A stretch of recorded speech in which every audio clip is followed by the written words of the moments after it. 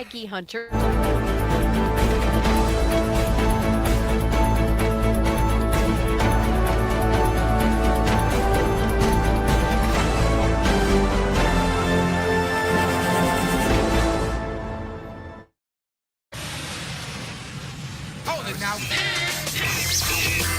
You are about to hear the most interesting, informative, thought-provoking, and funny show in America.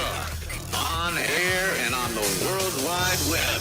This is the Rob Carson Show. And by the grace of God, it is finally Good Friday. On Palm Sunday, Jesus entered Jerusalem as crowds welcomed him with praise, honoring him as king. They call me king now. Do you believe it? No king. I'm such a king, I can't get a ballroom approved. Pretty amazing, man. I'm a king. If I was a king, we'd be doing a lot more. I'm doing a lot, but I could be doing a lot more if I was a king. There you go. That is the line of the week from the President of the United States. There will never be another Donald Trump. Oh, thank God, because he's so Hitler. And no, he's just fantastic. He's a fantastic president. He is the most politically incorrect president. He is the president we sent to the deep state to take it apart. They tried to take him apart, take us apart, and look where we are. It's the 250th anniversary of the birth of this great nation, and Washington, D.C. is clean. I went to Georgetown a couple weeks ago. Georgetown is crowded. It used to be a ghost town. Whatever, we're going to rename it Ghost Town, for God's sake. But no, it's amazing. It is absolutely amazing, and it is Good Friday. It is Good Friday, and I don't think it's just my Twitter feed, but all of these glorious gatherings around the world, gatherings of faith, of people coming together, of reports of more and more people getting together. Nigeria, they slaughtered Christians Palm Sunday, and yet brave Christians are still out proclaiming their faith. So these are amazing times. The evil is on its heels, but still fighting back, and we've got to drive it right into the pits of hell. This is Happy Trans Day. This is actually last year, 2024. Joe Biden made Easter the Trans Day of Visibility. Now, apparently just on the date that showed up on the calendar, but it just so happened the very first Trans Day of Visibility was on Easter in 2024. Visibility to the trans community in Seattle and across the country. For too many trans people, we still see discrimination and policies that threaten their safety and dignity. And across the country, we are seeing growing attacks on transgender people's rights. Yeah, it was all a psyop. That stuff was all a psyop, but it was a slap in the face with regard to faith. And fortunately now, faith appears to be making a comeback. I do have some good news on this Good Friday. Would you guys like We love to win. Winning, so much winning. It's lots of winning. Lots of winning.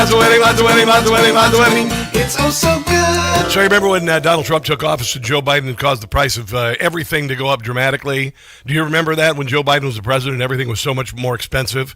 Because he printed a lot of money and he increased the size of the federal government 40%, so they could loot it, they could take it all, and they could use it fraudulently and whatever they wanted. And consequently, the price of a home doubled when Joe Biden was the president. The price of your mortgage, the interest rate tripled under Joe Biden. The price of eggs went through the ceiling.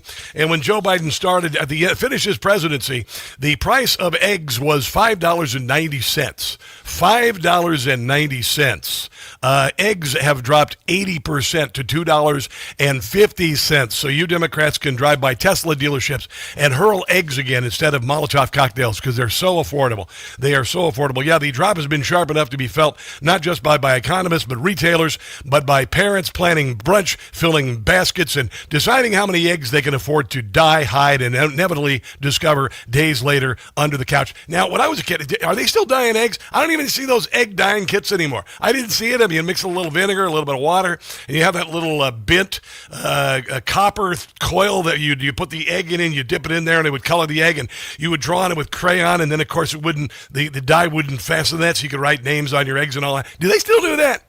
It used to be a really big deal. When I was a kid, one time it was, I don't know if it was snowing or whatever in Iowa, we decided to hide those eggs in the house, and we lost a lot of them, and we made the mistake of hiding them in furnace vents.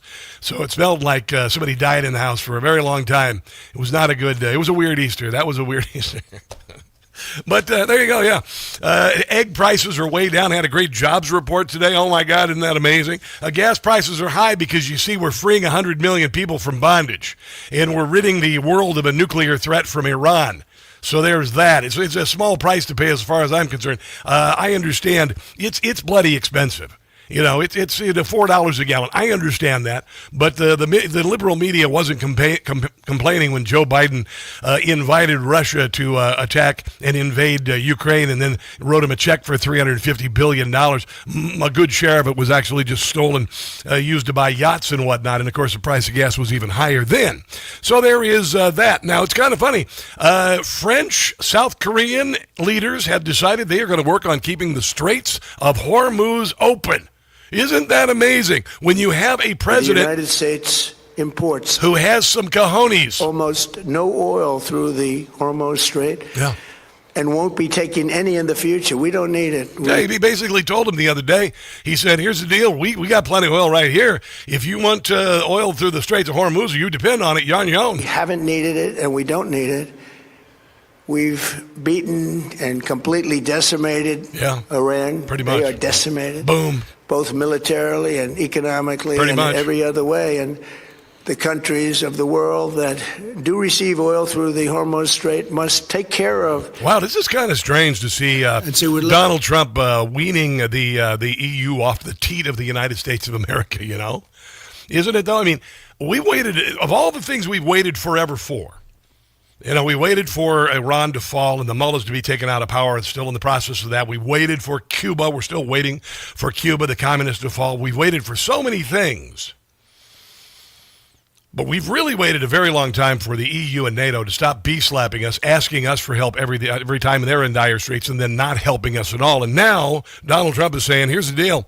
You're going to have to do it yourself. And there's even a possibility we pull out of NATO. So to those countries that can't get fuel, many of which refuse to get involved in the decapitation of Iran, we had to do it ourselves. Yeah, we did. I have a suggestion. Number one, buy oil from the United States of America. We have plenty. We have so we got much. a ton of it, yeah. And number two, build up some delayed courage. Should have done it before. Should have done it with us, as we asked. Go to the Strait and just take it. Protect it. Yeah. Use it for yourselves. Yeah. Yeah, tired of having you guys be the one of those little sucker fish on the side of the great shark that is the United States. So President Emmanuel Macron fromage and South Korean President Lee Jae-myung agreed Friday to work together to help reopen the Strait of Hormuz and ease global economic uncertainties caused by the war in the Middle East. Their summit in Seoul came as U.S. President Donald Trump slammed allies for not supporting the U.S. and Israel in the war against Iran. And there you go.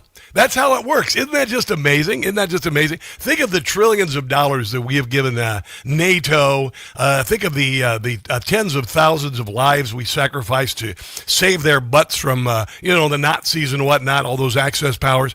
Here is Donald Trump at the Easter breakfast 2 days ago talking about Emmanuel Macron. To have some help. Oh, President, I'm not sure that we can. Oh, that's okay. You don't want to do it? That's okay. You don't have to do it. So he gets off, probably says, man, that was easier than I thought. Then I call up France, Macron. His wife treats him extremely badly. He had to throw that in there. His wife treats him, you know what that is? That is a backhanded smack in his face for his wife beating him up. Still recovering from the right to the jaw. Right to the jaw. And I say, Emmanuel. Yes. We'd love to have some help in the Gulf, even though we're setting records and knocking out bad people and knocking out ballistic missiles. Yeah. We'd love to have some help. Now, what kind of a response do you suppose you get from a guy whose wife beats the crap out of him? Could you please send ships immediately? No. I cannot do that, We can do that after the war is won. Pas de fromage. No, I don't need after the war is won. Sacre bleu. Many of them said, we'll be there after the war is completed. Yeah, nice. And so I learned about NATO. NATO won't be there if we ever have the big one. You know what I mean by the big one. We ever have the big one, hopefully we won't. Relationships very good with the big one. Better than with NATO. Yeah, absolutely better with NATO. But Donald Trump is in charge. Victor Davis, I'm going to save this, actually. I'll save it for the other side of the break. The other side of the break, I'm going to save it. Victor Davis Hanson gave a great summation of the 5-week war as of tomorrow, 5 weeks to wipe out the Iranian military, basically wholesale, send all of their navy to the bottom of the ocean, get rid of most of their missile capacity for manufacturing and the existing stockpiles of them, and also their ability to make nuclear weapons, the whole deal. 5 weeks. If it were anybody else taking on Iran, it would be the first 5 weeks in a campaign that would last years and years and years and years. But Donald Trump did it in 5 weeks. 5 weeks, which is about the shortest war I think we've ever been involved in. Grenada, I guess, really not even close to what this is a big deal. He said war. Yeah, whatever. It's a military action. Yeah, whatever. But 5 weeks, and it's amazing. So he's got that coming up. Also, Kamala Harris, she was all doom and gloom, and of course completely wrong about this before Donald Trump's speech to the nation a couple nights ago. We have all of that on the show. The cast of the unusual suspects on the show today. Tony Kinnet from the Daily Signal will join us at the bottom of the hour. I got a ton of stuff to talk to him about. Your phone calls welcome, 800-922-6680. This is a Good Friday edition of The Rob Carson Show. Why are these... This fall, you're invited to experience Washington, D.C. in a truly unforgettable way with me, Rob Carson, and other Newsmax listeners. Imagine strolling through our nation's capital as America celebrates 250 years and seeing history come alive with an expert guide. Together, we'll tour the White House Visitor Center, step into the halls of democracy with a guided tour of the U.S. Capitol building, visit Arlington National Cemetery and the changing of the guard, stand in awe before the towering figure of President Abraham Lincoln, and take in the beauty of D.C.'s legendary memorials with a special nighttime illumination tour. Our adventure includes premium hotel accommodations for 4 nights in the heart of D.C., in addition to 6 meals, ground transportation, guides, and gratuities. Space is limited, so don't wait. Visit travelwithrob.net to book your D.C. getaway today, or give our friends at Cruise and Tour a call at 800-383-3131. That's 800-383-3131, or travelwithrob.net.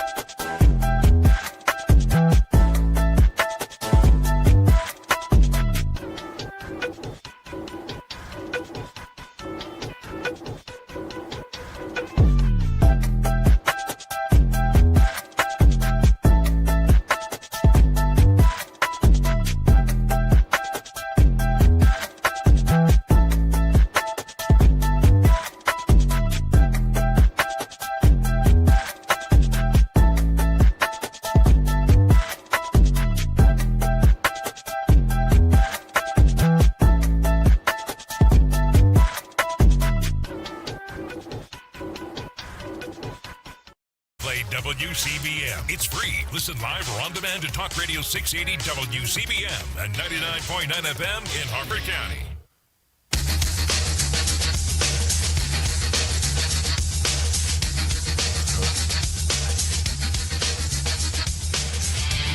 The Rob Carson Show podcast is everywhere. Go to newsmax.com/listen for details.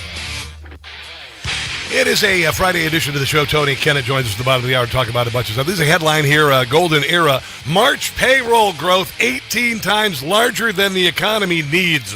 The U.S. economy added 178,000 workers in payrolls in March.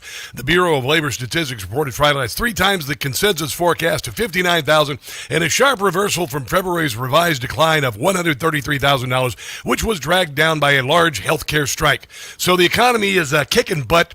The gas price, of course, went up because, we are freeing a whole lot of people around the world in Iran and whatnot and eliminating the fear of terror created by Iran and its proxies. So there's that. So that's why the gas prices are up a little bit. Egg prices are down 85%. That's fantastic. And Victor Davis Hanson, who is, my sensei, my guide, he's incredible. Here he is with a brilliant a summation of what we've done because, the Democrat Party on day one started saying it was a failure. Chris Murphy, the day we vaporized the first Ayatollah, the day we did that, he said that it was a disaster. And then the Democrats recognized this was going to be something that would really bite them in the rear ends if Donald Trump was successful in bringing freedom back to the country of Iran and ridding the world of the nuclear and terrorism menace of Iran, because that's where it's all being fed from. The tentacles are out there. Hamas, Hezbollah, all of these proxies are from Iran, and the Democrat Party recognizes that if Donald Trump cures that, they're screwed. They did the same thing after 9/11 when George Bush sent troops into Iraq and whatnot. A misguided thing, but Democrats declared that we lost while we were there, almost immediately. This time it happened in lightning speed. They had it ready to go. The day that it started, they had it ready to go. They're wanting to say that it was a complete failure. And it wasn't. It's been the most successful military campaign, the largest scale military campaign, overwhelming success, with the least number of fatalities and casualties in pretty much world history. Victor Davis Hanson. This is an Orwellian situation, Jesse. We've never had a war against a country of 93 million people where one side completely devastated its ability to make war in 4 weeks. And it's tragic we lost 13, but we haven't lost fatalities in 4 weeks. And basically, have you ever heard of a war where one side predicts what he's going to do each day? We're going to take out this bridge, we're going to do this, and then they do it? And it's not what we're going to try. We're going to see if we can do it. It's here's what we're going to do today, and then boom, complete dominance. Why the left and the Europeans are saying it's a disaster, and it's not. He's working for the Venezuela solution. He's saying to the Iranians, to the Speaker of the Parliament, there has to be some of you that are associated with this wretched regime that don't want to be for your own survival, and we're going to talk to you on back channels, and that's what he's doing. As far as the rest of you who are the hardliners, the Israelis are taking care of you every day. And that creates a lot of dissension.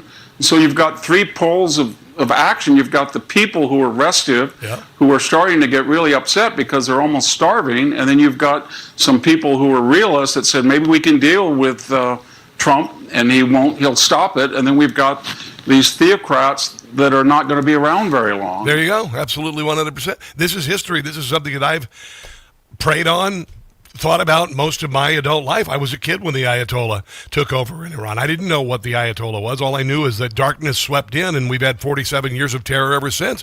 Here's Kamala Harris, as usual, wrong about everything earlier in the week. Hey, everyone. So I'm not going to be able to watch the president's address tonight, but here's the thing. No, you're choosing not to watch it because you're something I can't say on the radio. He brought America into a war that people do not want. And I bet you I did actually. I wanted it. I predicted it actually when he was running for president. Going to try and claim victory tonight, but the reality is we're watching what he does instead of listening to what he says. World War II lasted for 3 years, 8 months, and 25 days. True. The Vietnam War lasted for 19 years. 19 years, 5 months and 29 days. Iraq went on for 8 years, 8 months, and 28 days. We are in this military operation, so powerful, so brilliant, against one of the most powerful countries for 32 days. 32 days, and the cool thing is, in Iran, or I should say in Vietnam, in Korea, my brothers, if you were involved in those, there was no victory there. There was no sign that you had won. There was no congratulations. There were no ticker tape parades for you when you came home. And you guys who were involved in Afghanistan, 20 years in Afghanistan, 20 years, and then Joe Biden just unceremoniously removed the forces, left them all the weapons, and gave it back to the Taliban like it was September the 10th. That's what is so wonderful about this. Jesse Waters last night was talking about what Iran could have become, what it could have become. It could have become North Korea. And North Korea was allowed to become a nuclear power by a Democrat. One White House source told Politico, quote, "It's like these mother effers always talk about Article 5. Okay, well, yeah. Iran has been blowing up our soldiers and ripping their wings off for, half a century. Yeah. And we finally responded. And now they're going after all our major non-NATO allies in the United States. And you guys are saying not only you're not going to help, but you're closing your airspace to us? Really? Iran was transitioning into North Korea. Yeah, Bill Clinton had the chance to bomb Pyongyang's nuclear reactors in the 90s. But he backed off and he sent Jimmy Carter to negotiate. Oh, my God. They toyed around with Jimmy, and then it was too late. Surprise, surprise, North Korea got a nuke. Remember when they sent Madeleine Albright over there and gave Kim Jong-il, is it Il or Un? Un is now, Il was then, but then Il got ill and died, and so Un took over. She gave him a Michael Jordan autographed basketball. Yeah, there you go.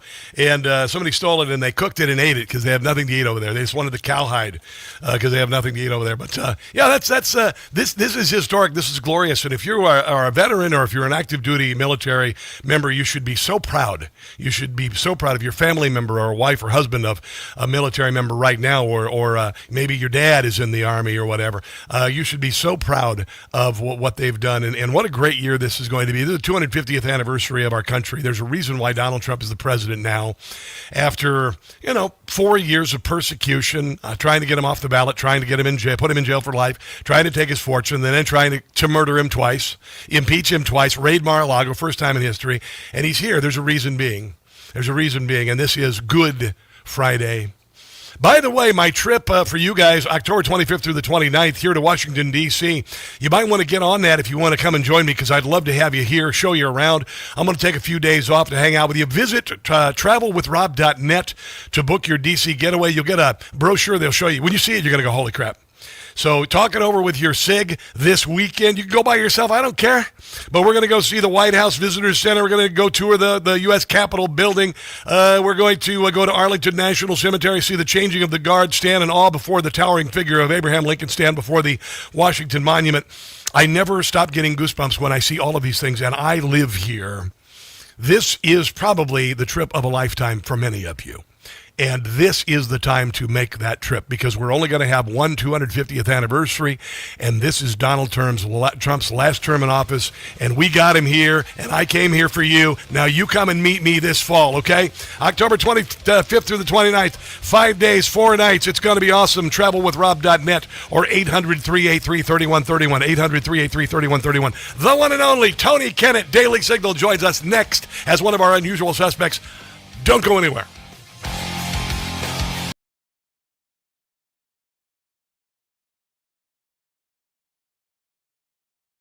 Hey guys, it's Carson. I just got a ghost bed. Yeah, no, pay attention here, because I've been sleeping on a foam mattress since I moved to the Washington, D.C. area, which is like sleeping on the sponge in your sink. Ghost Bed doesn't build mattresses like furniture. They build engineered sleep systems. Their beds are serious health equipment. Beds designed for relief and recovery, not looks, not fluff. Your body should be healing while you sleep, not fighting for comfort. I have been sleeping past 7 in the morning on my Ghost Bed. It's unbelievable. If you wake up stiff, you toss and turn, if you sleep hot, even reaching for a pain reliever before bed, hoping tonight will be different, that's not aging. It's your mattress talking. Another great thing I love about GhostBed, you get 101 nights to try it at home. If you don't like the difference, you can send it back risk-free. GhostBed is offering my audience their lowest prices of the season, plus an extra 10% off. Go to ghostbed.com/Carson. Use promo code Carson. That's ghostbed.com/Carson, promo code Carson. You are going to love your new GhostBed.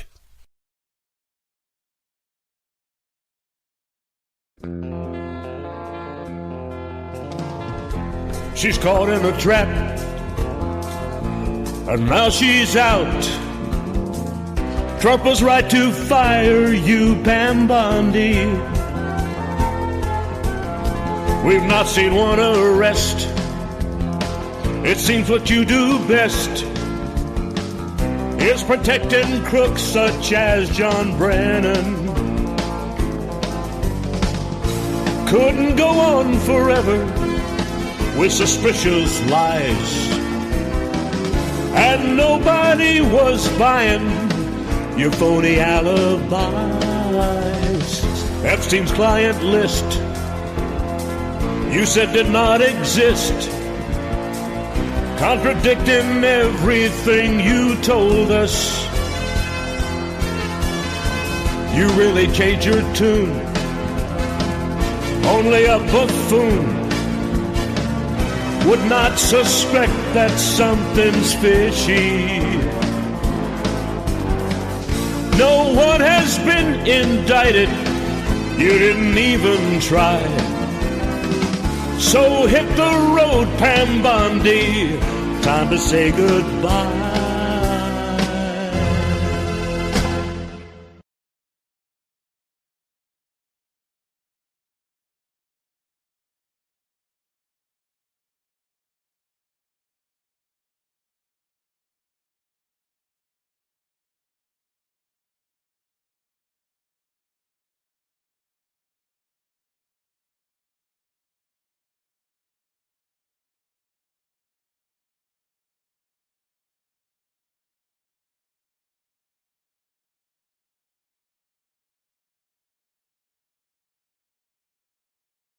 Hey guys, it's Carson for Quince. Winter is over. I'm putting away the layers, the vest, the tweed jackets, getting out the shorts and the light linen shirts. Quince.com is where I refresh my wardrobe and pare down the old, tired, lower quality stuff that I've held on for years.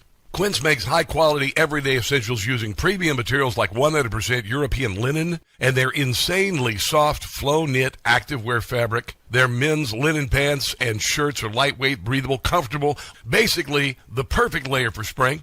The pants strike the right balance between laid back and refined, so you look put together without trying too hard. The best part is their prices are 50 to 60% less than similar brands. Quince works directly with ethical factories, cuts out the middleman, so you're paying for quality, not brand markup. Everything is designed to last and makes getting dressed easy. Go to quince.com/Newsmax for free shipping and 365-day returns. Now in Canada, quince.com/Newsmax. That's quince.com/Newsmax. Free shipping and 365-day returns. Quince.com/Newsmax.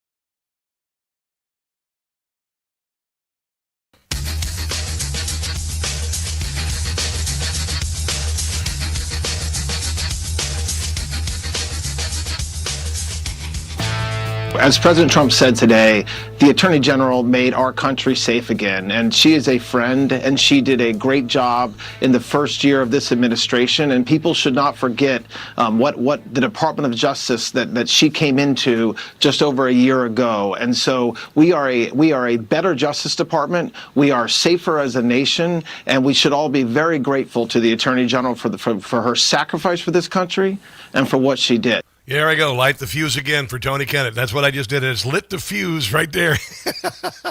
Tony Kinnet from the Daily Signal also does a glorious podcast. Works at WIBC Radio in lovely Indianapolis, Indiana. Pam Bondi is out. What do you think? Well, first of all, a very blessed Good Friday to you and your audience. Yes. Very, very much so. Yes, but on that side, I'm going to surprise you. What? I'm not exactly as much of a lit fuse here. Okay. Obviously, you knew that I'd called, Christian Toto and Bondi being out before the end of the year. Yeah. We're not even out of April. We're just into it.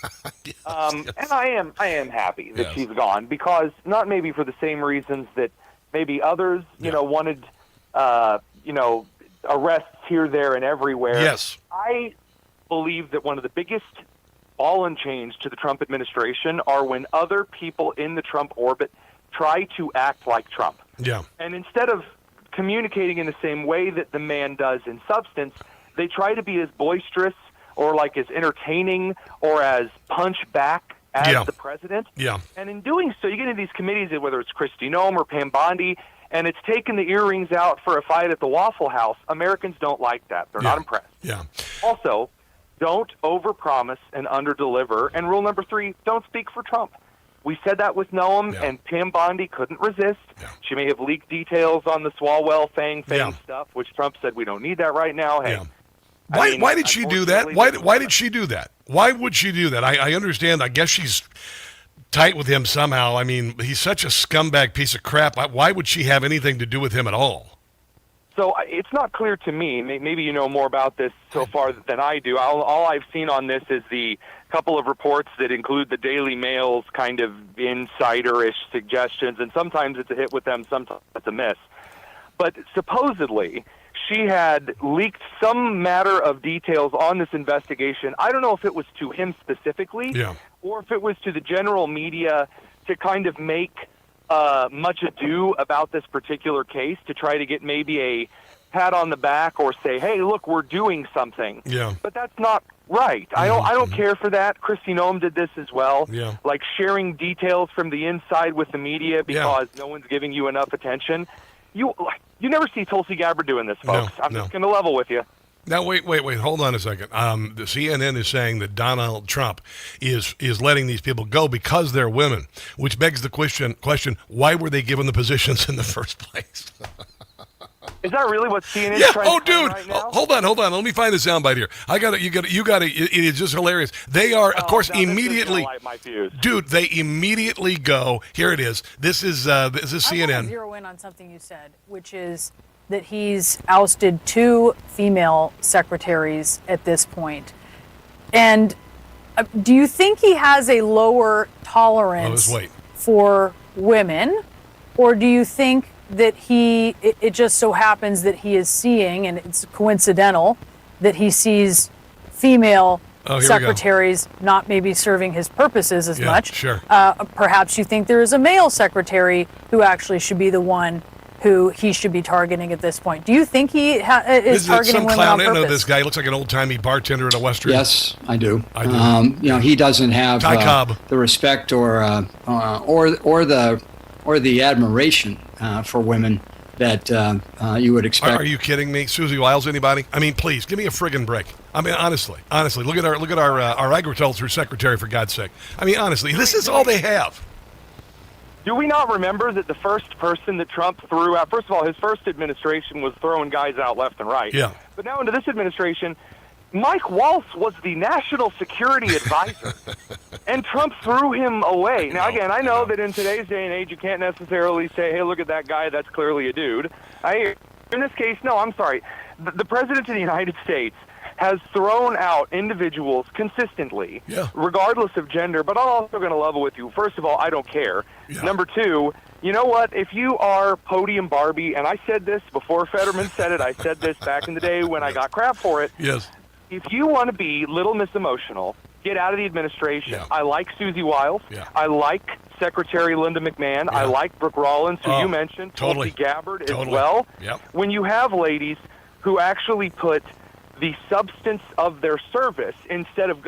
Tulsi Gabbard went into the congressional committee, and she was yelled at, screamed at, interrupted, cut off. She sat there, her back straight in the chair, and she just said one-word answers, quiet, calm, and it made the congressperson look like a fool. Absolutely, 100%. I'm sorry. You don't agree with me? I don't know what to tell you. Did you? This is a headline from Breitbart this morning. Brian Noem paid $25 a minute to be dominated with dirty talk. I mean, I can do that by turning on MS Now anytime I want. What the heck is it? I mean, this comes out of nowhere. We find out that he liked to dress up like a voluptuous, with fake boobs and everything. That was his thing, and he paid women tens of thousands of dollars. Of all the things you could find out about someone, and remarkably fortuitous that we got her out of the administration when this popped up. But my God. I'm going to say something that's a little unpopular here, but that doesn't exactly, I would argue that Kristi Noem shares as much fault in this as Brian. Yeah. And the reason I would say so is that they had a marriage for quite a while before, when people get so wrapped up in their careers that they abandon their marriage and they start screwing around, literally, you do see a major psychological collapse oftentimes in the spouse. That is documented. Yeah. That is not hearsay. Yeah. And so I'd say that when Kristi Noem is running around with Corey Lewandowski, it looks like this man spiraled into one of these weird hyper online fetish slip and slides. Oh, just weird. And he went from sane to insane in no time flat. Wow, I was married for 28 years. I never even had the remotest desire to want to dress in women's clothes. One night my wife wanted to put makeup on me just to see what it looked like, and I said no. So. Well, yes, but that would be because, Rob, what?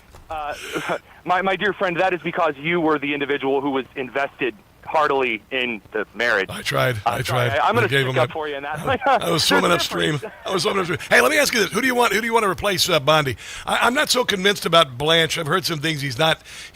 I don't know, as I think Trumpian as we'd like. I wanted Mike Davis. I wrote Mike Davis yesterday. I don't think he'd pass, but damn, would he be great? Tweeted that. He's already come out. Mike Davis has already said, and I quote, "Hell, period, no." Period. That's why I didn't get a text back. Oh, my God. Would he be great, though? Would he be great? Oh my God. For sure. And look, there's a couple of really great people here. Harmeet Dillon is obviously a top 10 pick. Yes. And not just because, we're friends, but, but seriously, she'd make it a phenomenal AG. I think that you actually are likely to see Lee Zeldin. Okay. That man has spent his entire career arguing against two groups. Number one, the corporate, creepy loophole lawyers. Yeah.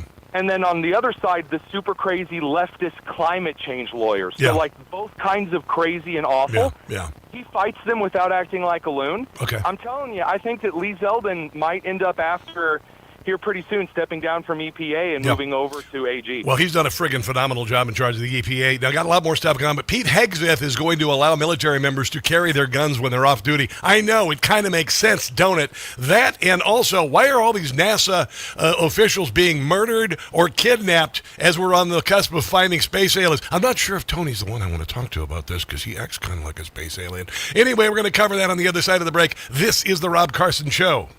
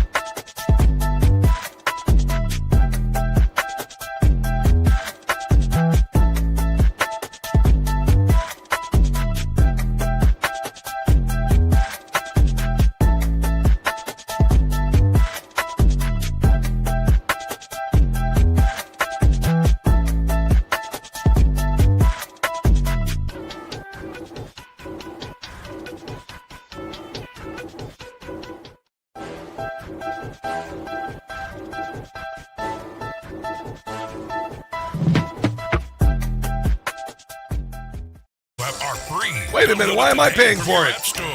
Sean asked me to pay $100 a month for it. What the heck?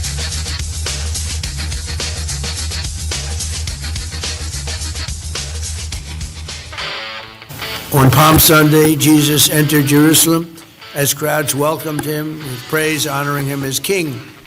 They call me king now, do you believe it? No king. I'm such a king, I can't get a ballroom approved. That is the line of the year. That's his line of the year. What an amazing... this guy, there's never going to be another Donald Trump in office. There's never been somebody like Donald Trump in office, and nobody can improvise like Donald Trump. Tony Kinnet from Daily Signal. That line is just... I played it probably a dozen times on the air in the last 2 days. Oh, yeah. I mean, again, the key sign for me that Trump was going to deliver a speech or like an address to the nation that was a good address to the nation was that right before he did so, he got up in front of people and he was a little self-deprecating. Yeah. He's like, I'm going to give a speech. It's going to be about how great I am. And everyone laughed. And I thought, there you go. Every time he does that, it ends up being an out-of-the-park speech. And again, 18 minutes and 30 seconds, the man did a stuff. Oh, you just kind of are you there? Did we lose you? No, I'm here. Oh, okay, you kind of faded off there. The last couple of words of your sentence were cut off there. I don't know what the deal is, but anyway, this is Pete Hegseth talking about letting military members carry guns when they're off duty. Let me find it. Here it is. Hold on one second. And it doesn't want to play. Hold on one second. Here it is. Highest and unwavering standards. These warfighters, entrusted with the safety of our nation, are no less entitled to exercise their God-given right to keep and bear arms than any other American. Our warfighters defend the right of others to carry. They should be able to carry themselves. Yeah, 100%. You know what? It never made sense to me that our warfighters couldn't carry when they're on base. That happened during the Biden administration. Couldn't carry when you're on base. What the hell kind of sense does that make? I mean, it sounds kind of like you believe the guns are the problem instead of the crazy Islamic radicals that are allowed to wander around Fort Hood. I mean, if we're going to level here, yes. I think that American troops would be far better at defending those who attempt to commit violent terrorist acts against our troops on base here. You would think. Because every time there's a gun-free zone posted, it's essentially a come loot me sign after 100%. 100%. I love the fact that you never see liquor stores that say gun-free zone. You ever notice that? Oh, that's a very, very good point. I mean, right. You never seen liquor stores that, no, of course not, because it's the dumbest thing in the world to say, because it says that, A, we can't defend ourselves, and B, you can do anything you freaking want until the police arrive, and it'll be too late. That's the kind of stupidity that we see. Hegseth is ousting a lot of generals. I think this sounds like a good thing. I was talking to Blaine Holt yesterday about this, and he's thrilled about Randy George, the Army Chief of Staff, stepping down, and several others. It sounds like he's finally beginning to gut the monstrous bureaucracy of and crooked bureaucracy of the Pentagon. Yeah, there's a general under him who had spent a good amount of time ruining our training programs in the Army and essentially removing a lot of physical standards, removing a lot of essentially kind of floating it by on the gender nonsense, and a lot of guys didn't necessarily care, at least as far as some of these brass are concerned, who spent more time in a rolling chair than actually out among men, amongst battalions, actually providing inspiration and actually meeting the standards that they're supposed to be setting. Yeah. I'm so proud of what our troops have done. And I mentioned earlier in the show, I opened with the fact that, the Chris Murphy on day one, when we vaporized the Ayatollah and then made the other one into a cardboard cutout, they said that we failed. The Democrat Party has floated this. We're failing. We're in a quagmire, which is just so utterly ridiculous. And at this point, really is undeniable what we've done, no matter what the leftist media tries to portray. Again, are you surprised? No. Are you surprised? I'm not surprised. Are you surprised? No, not anymore. I remember when we used to get behind our troops. You were a very young person when Operation Desert Storm happened, and we were 100% behind our troops, even though at that point we didn't know that the mission should never have happened, But this time, Donald Trump asked his generals, can we do this, and how long is it going to take? We can do this, sir, 4 to 6 weeks. Boom, and look what happens.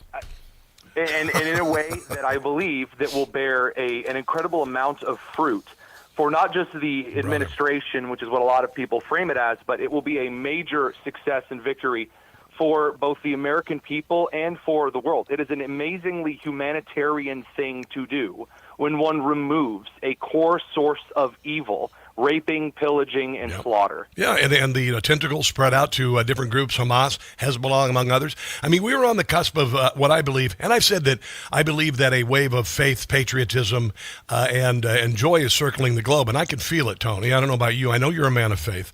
But on this Good Friday, I can feel it. I see it. Last in Nigeria last Sunday, they slaughtered Christians, and yet they still came out in mass to pray. And I can just feel it, Tony. What do you think? I know that we've got evil on its heels, but it's still fighting us tooth and nail. What do you think? I do think that when you actually start to get momentum, you should expect a series of waves. Yeah. And the waves, as you start to gain momentum, trying to hit you harder and harder and harder just to try to push you away from where it is that you're aiming, is a sign that you are headed in the right direction. Sir. Yes, sir. And I think that with that comes a revivification of the American spirit. Yes. And that's why I'm not doom and gloom. And poor James Carville is just cracking in half like a cheap crate. He really is. He's absolutely insane. His caregiver should talk to him. I said that we've got to spread joy, patriotism, and faith. And we got to overwhelm the left with all of those things. I'll handle the mockery, ridicule, and satire, and let Donald Trump handle the butt kicking. And there are days that we do get down, but then there are days like today we wake up and we go, it is Good Friday. It is really Good Friday. And I think this Easter is going to be very special. Absolutely. Pray for our country. Pray for the downed pilots from the F-15 in Iran. Still getting information on that. And hopefully we get word they're recovered very soon. And don't let the kids hide Easter eggs in the house. Don't do that. If they're real eggs, don't do that, Tony. I know you're a young father. Just take my advice. One of my kids has a serious egg allergy. Okay. So no, we have an ace in the hole there. All right, good. Hey, brother, thanks for joining me. Tell everybody where they can find your awesome podcast. You can find us on youtube.com/Daily Signal, and we'll see you around there, my friend. All right, happy Easter, and God bless. Let's take a break and come back. This is the Rob Carson Show.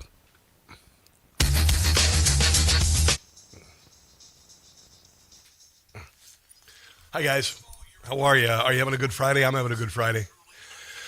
Slept on my ghost bed. Oh, my gosh. Woke up at 7 o'clock. I even set the alarm for 8 o'clock. I was going to sleep till 8 o'clock this morning. Of course, I couldn't because I was awake. But anyway. But I had a glorious night's sleep on the ghost bed. Yeah, I'm talking about ghost bed because it's that good. Anyway, who's watching here? Dookie Bear. Hiya, Rob. Praying the pilots down today. Yes, sir. I'm going to follow that story. I haven't had a chance to really look into it in a few. But glad to see you, Scarecrow 2 and Jagri and JG Gary, whatever. I'm not sure how you pronounce it, but thanks for joining me today. Look at America Marcy over on YouTube. Hi, guys. I've got manning another camera. You guys want to see it? I'm going to show you my new camera. I haven't gotten the color fixed on it. See, look at that. But that's kind of a picture of the studio from up there, okay? So I'm going to try and get this camera situation figured out. Then we'll have guests over here and all of that. But it'll get you kind of an idea of what the studio looks like. The colors are off right now. But I wanted you to see that. We're gonna have another camera here pretty soon. We might even have 3 for crying out loud. It's kind of crazy. It's kind of fun to be able to do that sort of stuff. It's kind of cool to do that sort of stuff. I did all the technical aspects of the show, and it's been a hell of a learning curve, to be quite honest. One hell of a learning curve. I'm looking over here on the Facebook, refreshing. There we are on the Facebook. Hi, Facebook viewers. Come on, load. Here we go. Hello, Todd. What's going on, man? Fruitcake shouldn't be in the military anyway. Okay, all right, sure. Yeah, I hate fruitcake. My God, especially around Christmas. Yeah, ghost bed, Holy Ghost bed. No, it's not a Holy Ghost bed.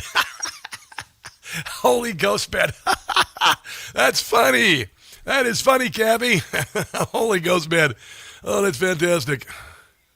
Oh, my goodness. All right, it's time to talk. It's time to talk. All right. All right, buddy.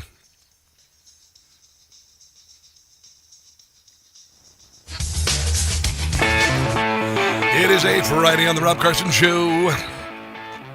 We got something new from Jim Gossett about Pam Bondi, exclusively on the Rob Carson Show. Pam did plenty and nothing, not one single arrest, protecting deep state criminals. That's what Pam does best. Yeah, you know. We haven't seen an indictment of crooks like Christopher Wray. What about John Brennan? For his crimes he should pay. Needs these people in handcuffs. Today, this is stylish. The way that she handled Epstein was a total mess. Yeah, not the best. Not a good Should look. have stuck with Matt Gaetz. That I must confess, yes, Pam let me down. Now she's leaving town in disgrace. Woo! Dipped off Eric Swalwell. That's what they say. Not one deep stater's in jail. Told me what Pam Bondi bought. All she did was fail. AG no more. Hit the door. Jim Gossett. Just go to patreon.com, Jim Gossett Comedy, the only comedy show in America, the only radio show, conservative radio show that features comedy, and he's just a friggin' genius, just a genius. Patreon.com, Jim Gossett Comedy. By the way, I slept until 7 o'clock this morning in my ghost bed. Somebody just commented online, you mean your Holy Ghost bed? No, this is not the Holy Ghost bed. That's completely different. My ghost bed, it is remarkable. I decided I was going to sleep late, so I went ahead and just set the alarm as I woke up at 7 for 8.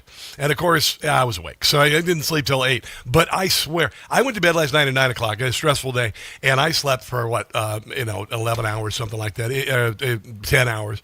It was glorious. Ghostbed.com/Carson, by the way, if you want to check out my bed and get it. They've got a number of different mattresses, sizes, even adjustable mattresses. You can, move the headboard up, the feet up, whatever, all of that.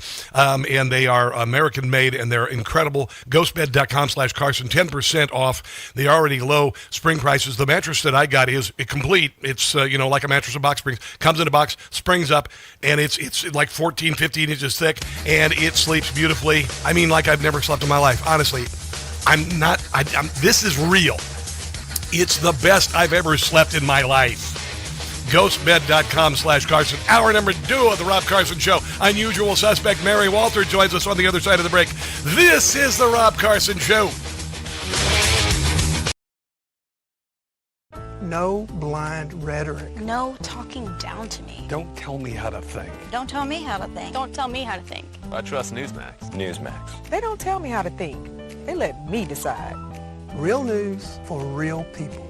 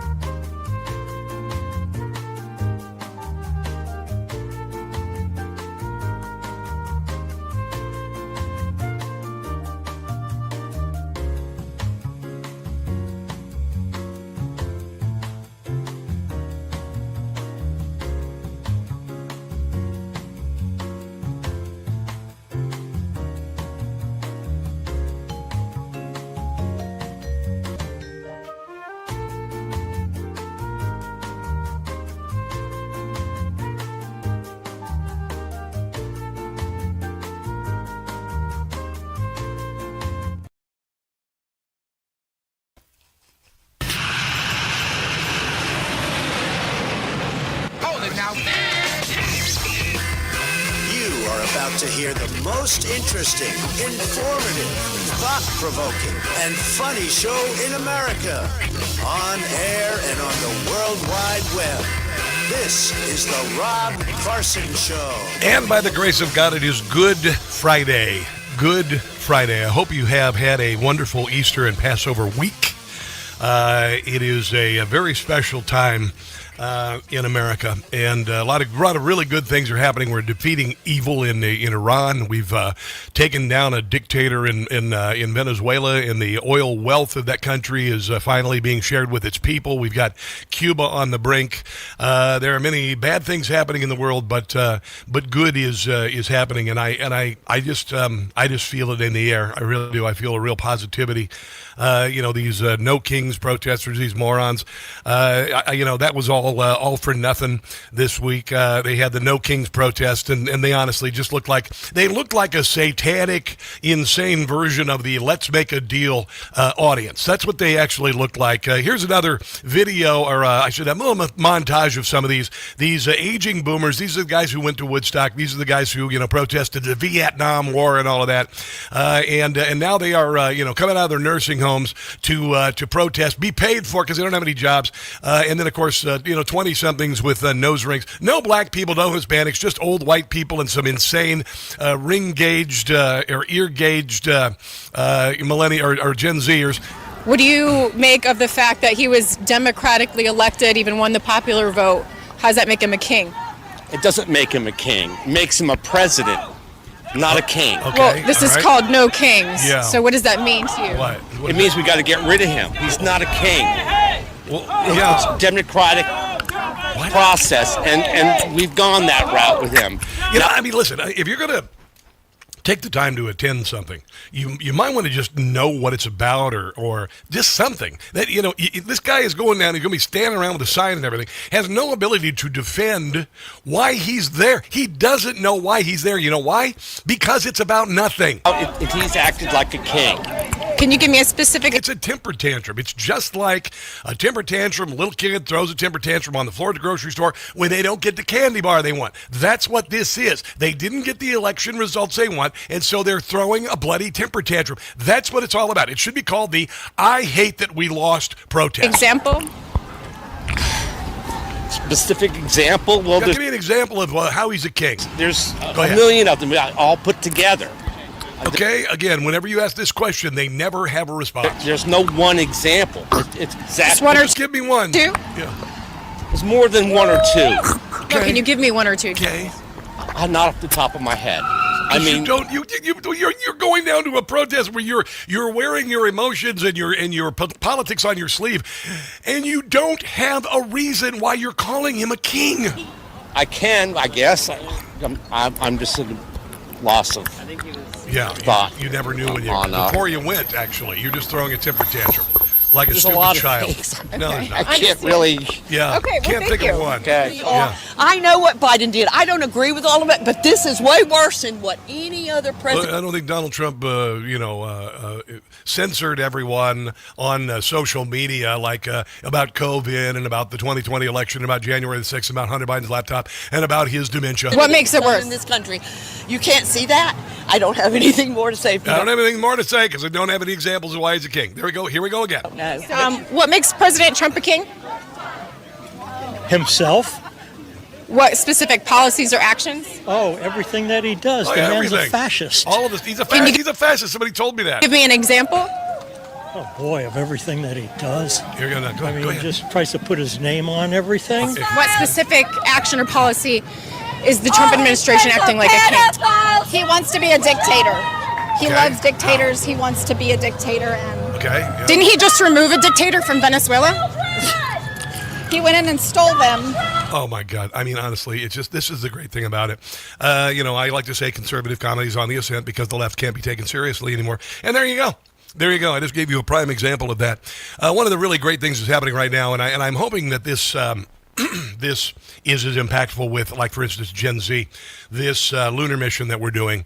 When I was a kid, when things like this would happen, it was the world looked at it in rapt attention, and they are, I think, to some degree, with this new mission around the moon. Now, it's interesting, and I will tell you, I'm a major science geek, so in my spare time, if I read any books at all, it's generally Isaac Asimov and Carl Sagan and things like that. That's what I like. And I combine my faith with my science. I believe they can exist together on the same continuum.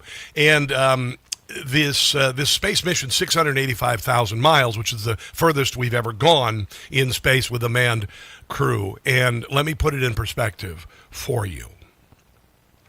How tiny we are. The distance that they're traveling in 10 days is the distance that light travels in 3.6 seconds. Did you hear that? The distance they're traveling in 10 days is the distance light travels in 3.6 seconds. Our Milky Way galaxy is 300 light years across, which means that if you travel at 186,000 miles per second, it will take you 300 years to get to the other side. And when you get to the other side and come back to Earth, Earth will probably be gone. But you'll be the same age. I just want you to think about that a little bit. Just think about that a little bit. Our universe is 15 billion light years across. You can't even imagine 15,000 million years traveling at 186,000 miles per second. And one of our greatest accomplishments we are witnessing right now is sending people the furthest from the Earth, and the flight there and back, light will travel in 3.6 seconds. Does that kind of put it in perspective? Does it kind of make you go, wow?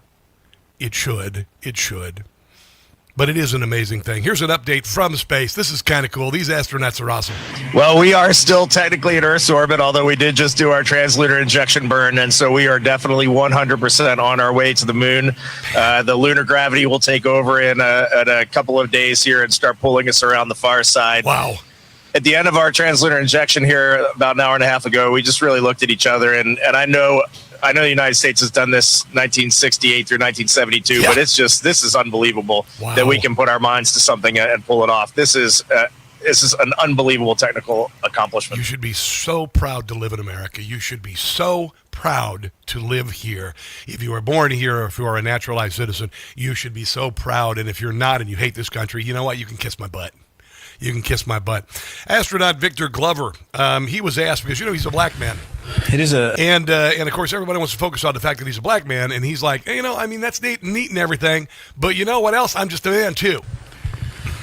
It is a big question, and I want to highlight, I guess, maybe one facet of this is the tension, I call it. I live in this, this dichotomy between happiness that a young woman can look at Christina and just physicalize her passion or her interest, or even if it's not something she wants to do, she can just be like girl power, and that's awesome. And that young brown boys and girls can look at me and go, hey, he looks like me and he's doing what? Great. And that's great. I love that. But I also hope we are pushing the other direction, that one day we don't have to talk about these first, that one day this is just, and I listen to this, that this is the human history. It's about human history. It's the story of humanity, not black history, not women's history, but that it becomes human history. You're living it.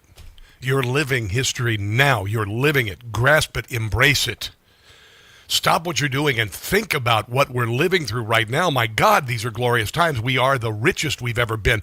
We can get online and get anything we want. If we can afford it, we can get anything we want online. We can watch every night. We have a choice between 1,000 movies or documentaries or TV shows. We have the Library of Alexandria in our pocket. My God in heaven, we have AI. We're about ready to have quantum computing. They're going to cure cancer. They're going to cure all of these things. This is all moving forward at the speed of light. And by God, we are living through it. We're living through it. We're living through it. My father and my mother grew up without indoor plumbing. They didn't have air conditioning or hot water. And look what we have. And sometimes we're so spoiled and so distracted by it all. We don't realize that we can get in an airplane and fly across the country in 6 hours, and it used to take 6 months, and half of your party would die of dysentery, and that was just about 150 years ago. It's amazing. These are amazing times. They're dangerous times, but what a glorious time to be alive. My God. What a glorious time. This is Jared Isaacson talking about the Artemis space mission. Yes, we're in constant communication with the astronauts. They just had some incredibly inspiring words as they kind of took their last close approach view of Earth at the conclusion of the translunar injection burn. So now they're heading out into deep space. They're going to go around the moon, farther away from Earth than any humans have ever gone before, about 250,000 miles away. Yeah. They're going to put their spacecraft through all the motions, come back safely to Earth, splash down off the West Coast, and that's going to help inform quite a bit of our planning for subsequent missions until we land on the moon and our astronauts set foot on the surface. This is about making America great again. This is about going back to that. Remember that? Maybe you Gen Z or Gen Xers or you boomers. Remember that? Remember the excitement? Do you remember when the lunar mission happened and all of that? Do you remember that excitement? Do you remember the pride in America? It's back. Yeah, so this is the first time a crew has ridden this rocket before. So this is very much a test mission. So Artemis 1 flew in November of 2022. It was uncrewed. It didn't even have any life support systems on it.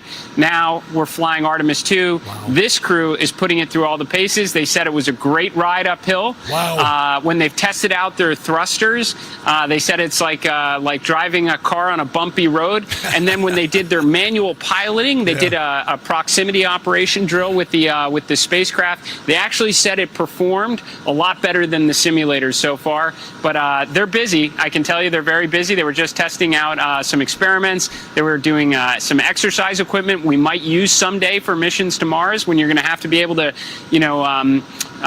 maintain some degree of fitness on a long, 9-month journey to Mars, for example. These are glorious times. They really are. And sometimes, like I said, we get distracted by the haters and whatnot, but you've got to stay focused, overwhelm them with joy and patriotism and faith. It's just remarkable. Let's take a break and come back. This is the Rob Carson Show.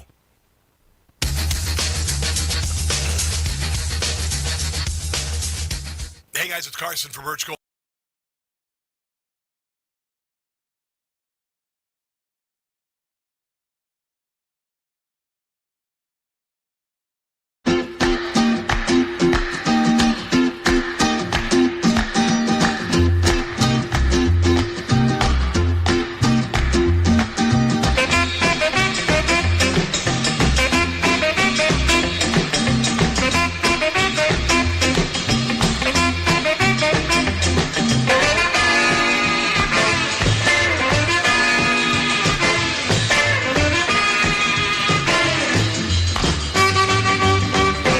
Deported.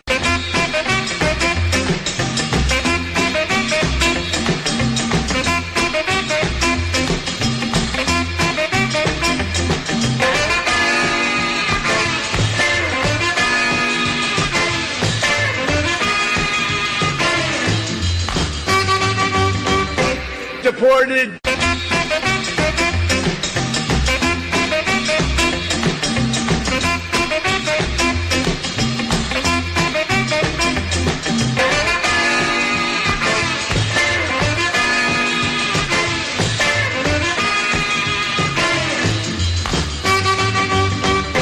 Deported.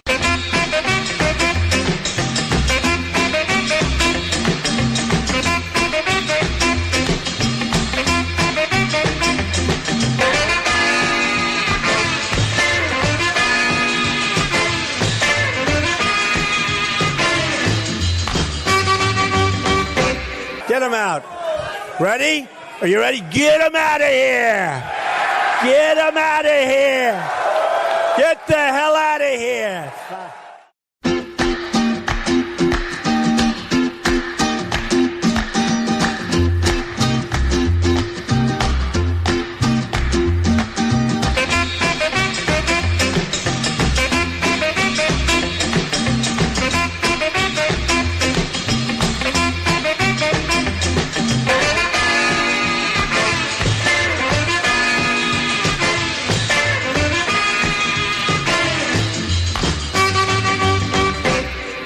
Deported.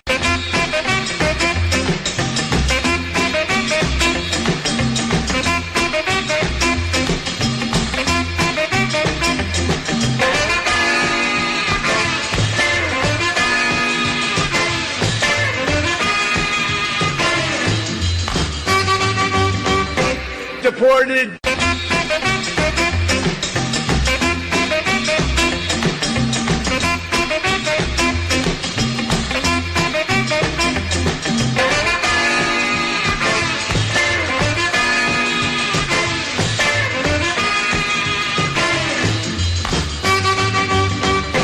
Deported.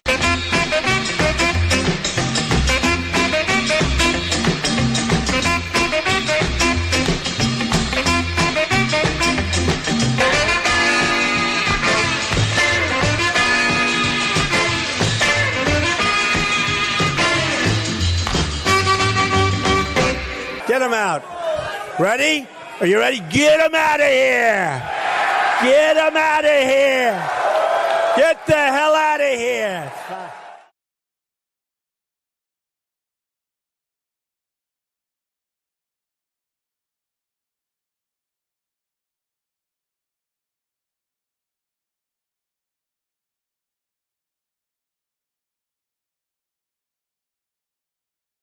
PM.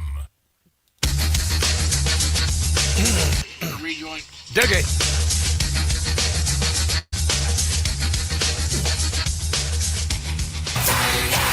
Fasten your seatbelt, Deep State. It's gonna be a bumpy ride. It's the Rob Carson Show. It is the Rob Carson Show. Mary Walter is going to join us at the bottom of the hour. Got a lot of stories. She's got me some stories for me that are pretty cool. We always kind of loosen up a little bit. I know Mary quite well, and hey, I think you know the kind of chemistry we have. So it will definitely be fun. Definitely want to stick around through the entire show, for goodness sake. Yeah, do the whole thing. This is the BBC talking about the Artemis mission, and of course, the only thing they can get out of it is that at least it's not a bunch of old white guys. Yeah, and they are going for all humanity this time. You know, Apollo was all white men. And this time it's not. And I think that really speaks volumes for the journey that NASA has been on. And this is a much more... You know, it's weird when Neil Armstrong put his foot on the moon, he didn't say one small step for man. He didn't say one small step for white guys. One giant leap for white guys. Did he say that? Did he say that? And by the way, they were Irish and English, and they were German, and they might have been Dutch, might have been all sorts of nationalities, and they just get called white for some reason. And the reason being is that white people have been pretty productive throughout history. I know it sucks and all that, but white people have been what you call white. I mean, I'm English, Irish, and German. So I guess if you want to call me white, you know, whatever you want to call me. Honestly, is that all you got? Is that all you got? It really is pretty petty, and I think that nobody really cares about it, to be quite honest. We've got some great, brave American astronauts heading to the moon. Here's Jim Gossett. We're flying to the moon. Artemis is in the air. Couldn't be prouder. First time in half a century, we've sent a spacecraft there. In other words, we'll check it out. In other words, America kicks butt. We'll test Orion. Lucky to be living here, baby. I'm telling you right now. When we land on the moon, there will be a great debate. Should we make the moon the 51st U.S. state? Why the heck not? Trump Hotel. Up there will be. Come on, yeah. A Trump Hotel. Mar-a-Lago North. Wait. And. See. Jim Gossett, patreon.com, Jim Gossett Comedy. When I was a kid, my dad would get a magazine called Popular Mechanics. And And it would always have these, space-age drawings of, settlements on the moon and whatnot, and we're living it. We're living it. I mean, they're getting ready to do the IPO for Elon Musk's robot company.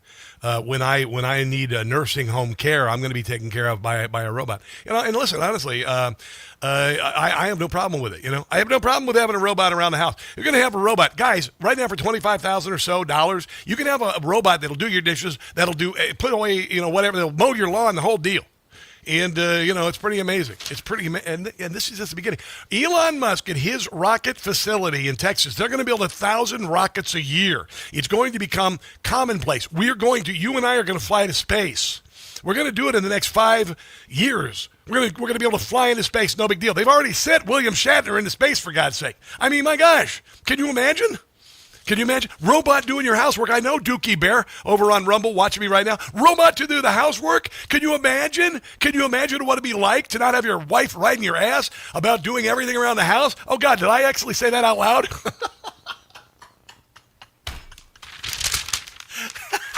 I want a robot, man. I am so going to get a robot. I am going to get a robot, and I'm going to have her wear a French maid's outfit, just like Christy Nump's husband likes to dress up like.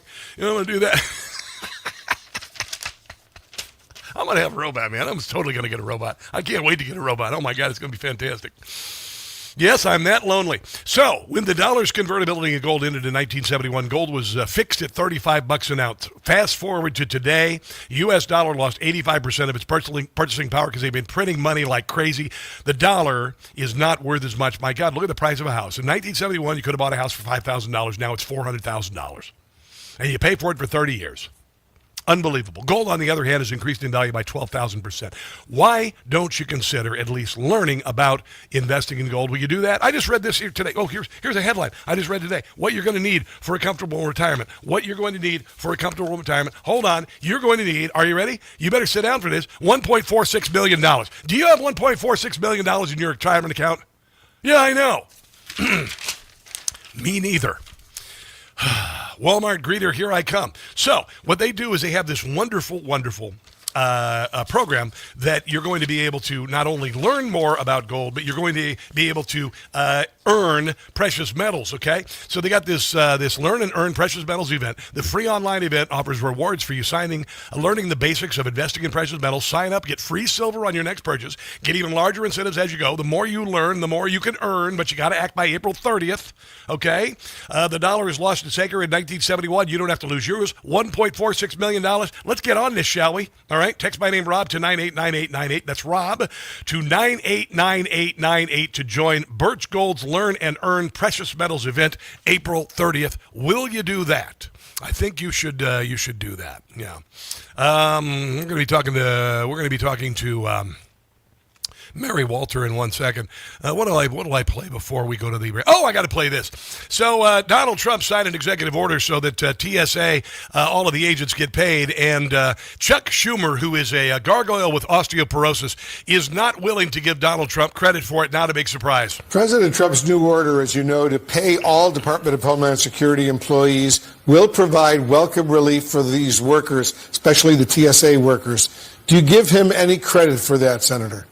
No, we've been trying to do it for 3 weeks. No, you haven't actually. See, this is what happens. They wanted the TSA agents not to be paid. They wanted suffering because Democrats, casualties and suffering are their currency, are their ammunition, and they got beaten once again. I told you they're like movie vampires dying, trying to drag you kicking and screaming into hell with them, but we're not going.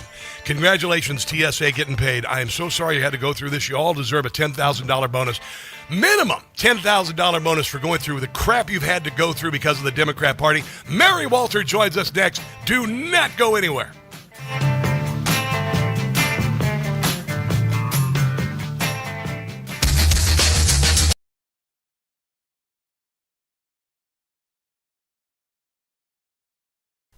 Hey guys, it's Carson for Quince. Winter is over. I'm putting away the layers, the vest, the tweed jackets, getting out the shorts and the light linen shirts. Quince.com is where I refresh my wardrobe and pare down the old, tired, lower quality stuff that I've held on for years. Quince makes high-quality, everyday essentials using premium materials like 100% European linen and their insanely soft, flow-knit activewear fabric. Their men's linen pants and shirts are lightweight, breathable, comfortable, basically the perfect layer for spring. The pants strike the right balance between laid back and refined, so you look put together without trying too hard. The best part is their prices are 50 to 60% less than similar brands. Quince works directly with ethical factories, cuts out the middleman, so you're paying for quality, not brand markup. Everything is designed to last and makes getting dressed easy. Go to quince.com/Newsmax for free shipping and 365-day returns.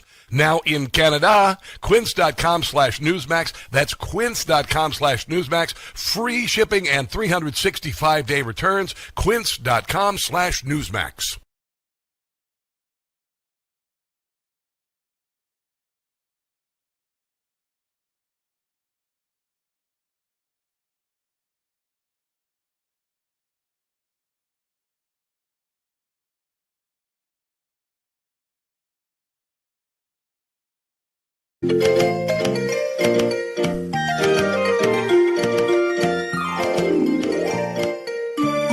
Under the sea, it isn't better down where it's wetter, take it from me. Our Navy has gone down to defeat, they've taken down most of our fleet, nowhere to hide, our ships reside under the sea. One by one our ships are sinking, U.S. forces have won the day. It's enough to make me start drinking as the torpedo heads my way. Our Navy faces complete destruction, soon we'll have no ships in the sea. Hormuz has become one big graveyard, drunken declare sweet victory. Again. Under the sea, how we abhor the ocean floor, it's not for me. Iran has fought this war in vain. Here comes a U.S. Air Force plane. If you're on our ship, you'll take a trip under the sea.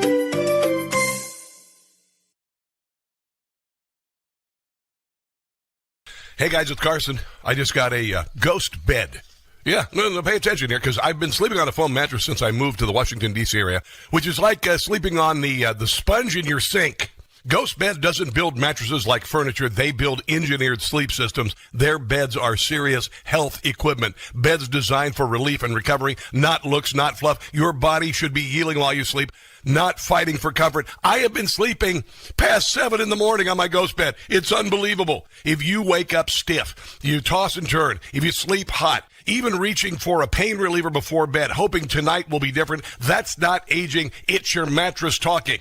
Another great thing I love about Ghost Bed, you get 101 nights to try it at home. If you don't like the difference, you can send it back risk-free. Ghost Bed is offering my audience their lowest prices of the season, plus an extra 10% off. Go to ghostbed.com/Carson. Use promo code Carson. That's ghostbed.com/Carson. Promo code Carson. You are going to love your new Ghost Bed.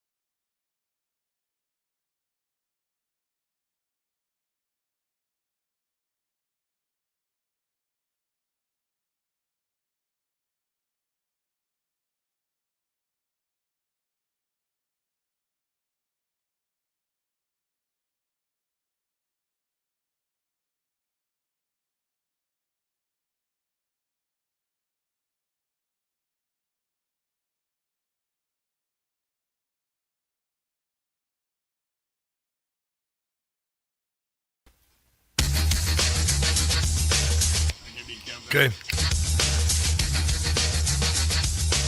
3, 2, 1.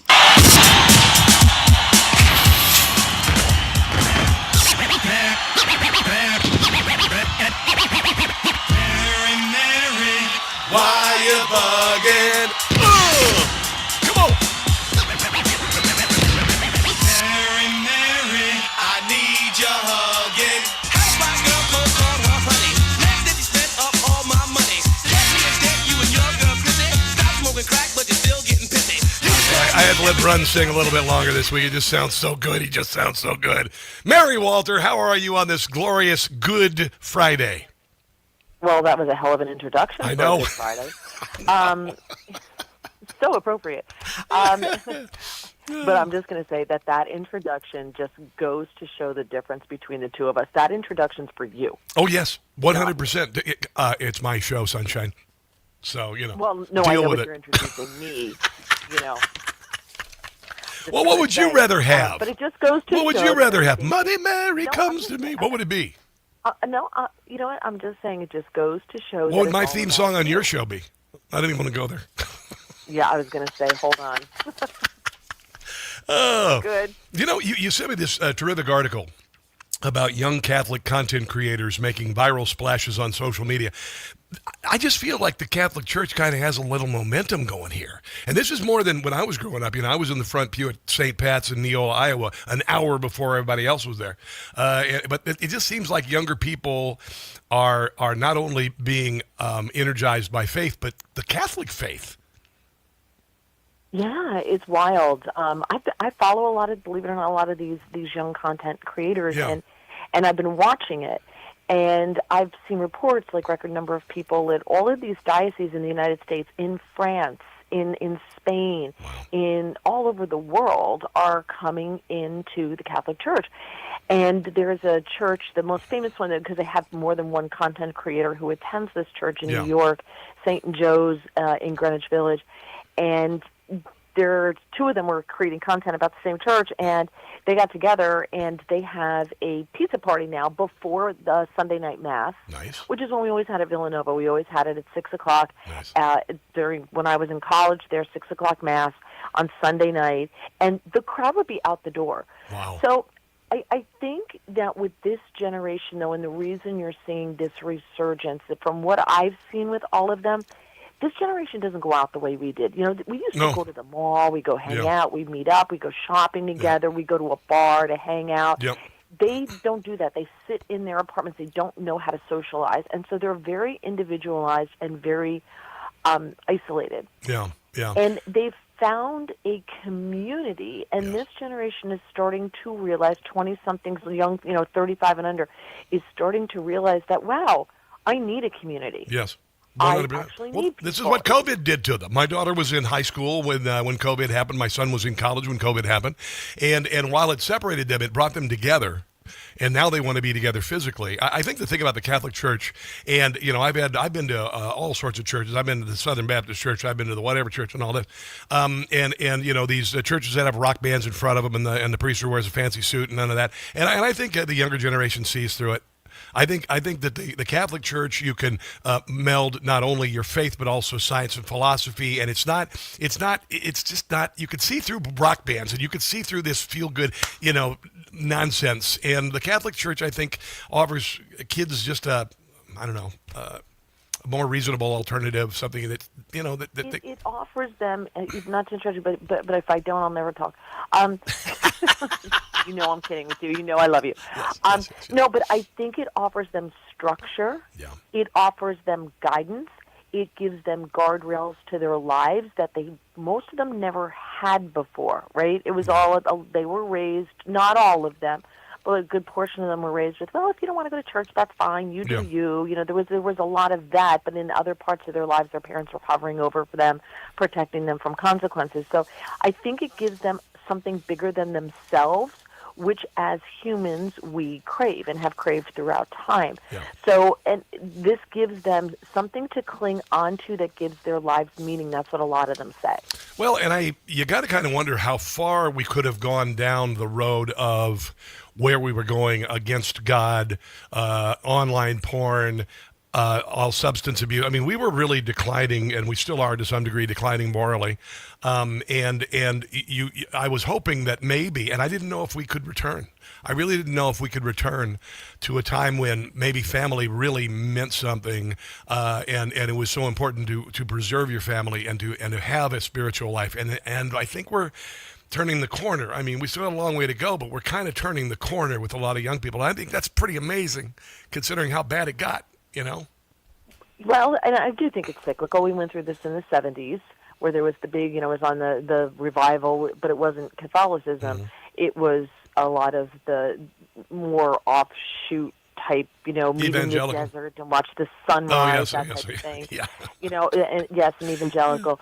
And for the first time, I think Catholics are almost a quarter of the population in the United States. Yeah. So it is growing. But listen to this. My uncle, now he's not biologically my uncle, it's my father's sister. Mm-hmm. Her husband and my father's sister, when she found Jesus, she was like a reformed smoker. So she was really, really, really, really into the Catholic Church. And she spent most of her adult life trying to save the rest of us, which, God bless her. And she passed away. And my uncle wasn't Catholic. He had been baptized Catholic, fell away from the church, never went back. And we always asked, because he would go to Mass with her, he knew more about it than we did. He was always telling us about the Catholic. I'm like, when are you just going to become Catholic then? Like, what is this? And she always said, when I die, he will become Catholic. She died in March, and he becomes Catholic. Wow. That's pretty crazy. Wow. He's probably 81. Yeah.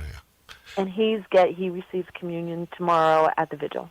When I was in college, I used to go out to a happy hour, and there was a seminary near the Maryville, Missouri, where I went to school in Northwest Missouri State, and the seminarians would come in to happy hour, and we'd drink and have meatballs, and it was fascinating. I loved the Jesuit tradition of science and philosophy and religion existing on the same spectrum. I enjoyed the conversations more than anything. That's what I liked about the church. Okay, enough. I think our ad for the Catholic Church is over. Wait, they're Jesuits. They're super liberal. And imagine going to a school, a university that has a seminary on campus, so you don't know who is and who isn't, right? And you go to a party and you're crushing on a guy, and then you find out he's a seminarian, and you're like, oh. Yeah, well, a lot of the times I think probably you looked at it as a challenge. Well, there were many conversations about, do I go to hell? Like, there were many conversations like that. And so we all decided that we were just going to hedge our bets and just let them go to Jesus, and we'll save our souls. There you go. All right, listen, we got a lot more to get to on the other side of the break with Mary Walter. Go to Mary Walter Radio. Just Google Mary Walter Radio, because at the end of this segment, the next segment, she's going to give you a list of places you can watch her or see her or listen to her, and you're going to get confused. So just right now during the break, just go to Mary Walter Radio. All right, let's take a break. There's no website like that. I'm on socials.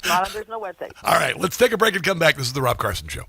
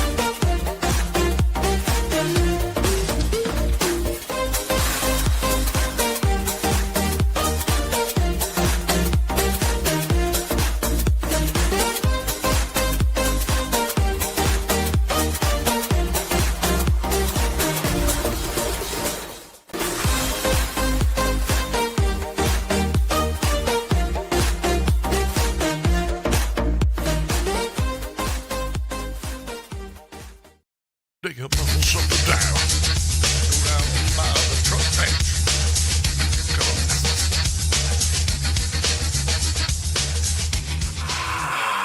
Is there anything that I did not ask you that you would like to touch upon, having to do with the world of entertainment or movies or the world in general? Oh, well, yes, I hope that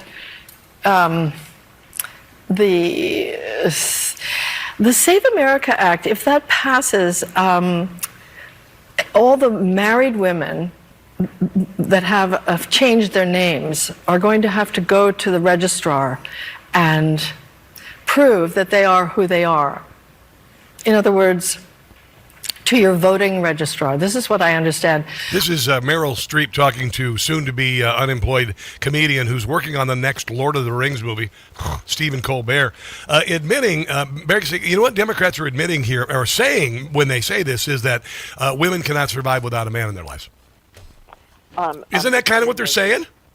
Well, yes, but I'm just going to note that this is a topic that Christian sent you for next hour, but sure. Oh, really? Yeah. Oh, hell. See, I got to get you guys off the group text. This is nothing that I sent you at all. I got to get you off the group text. I thought this is what you wanted to talk about. Would you like to save this for Christian for next hour? Yes, I do. Move on. Okay. Move on. Here's what I say for you.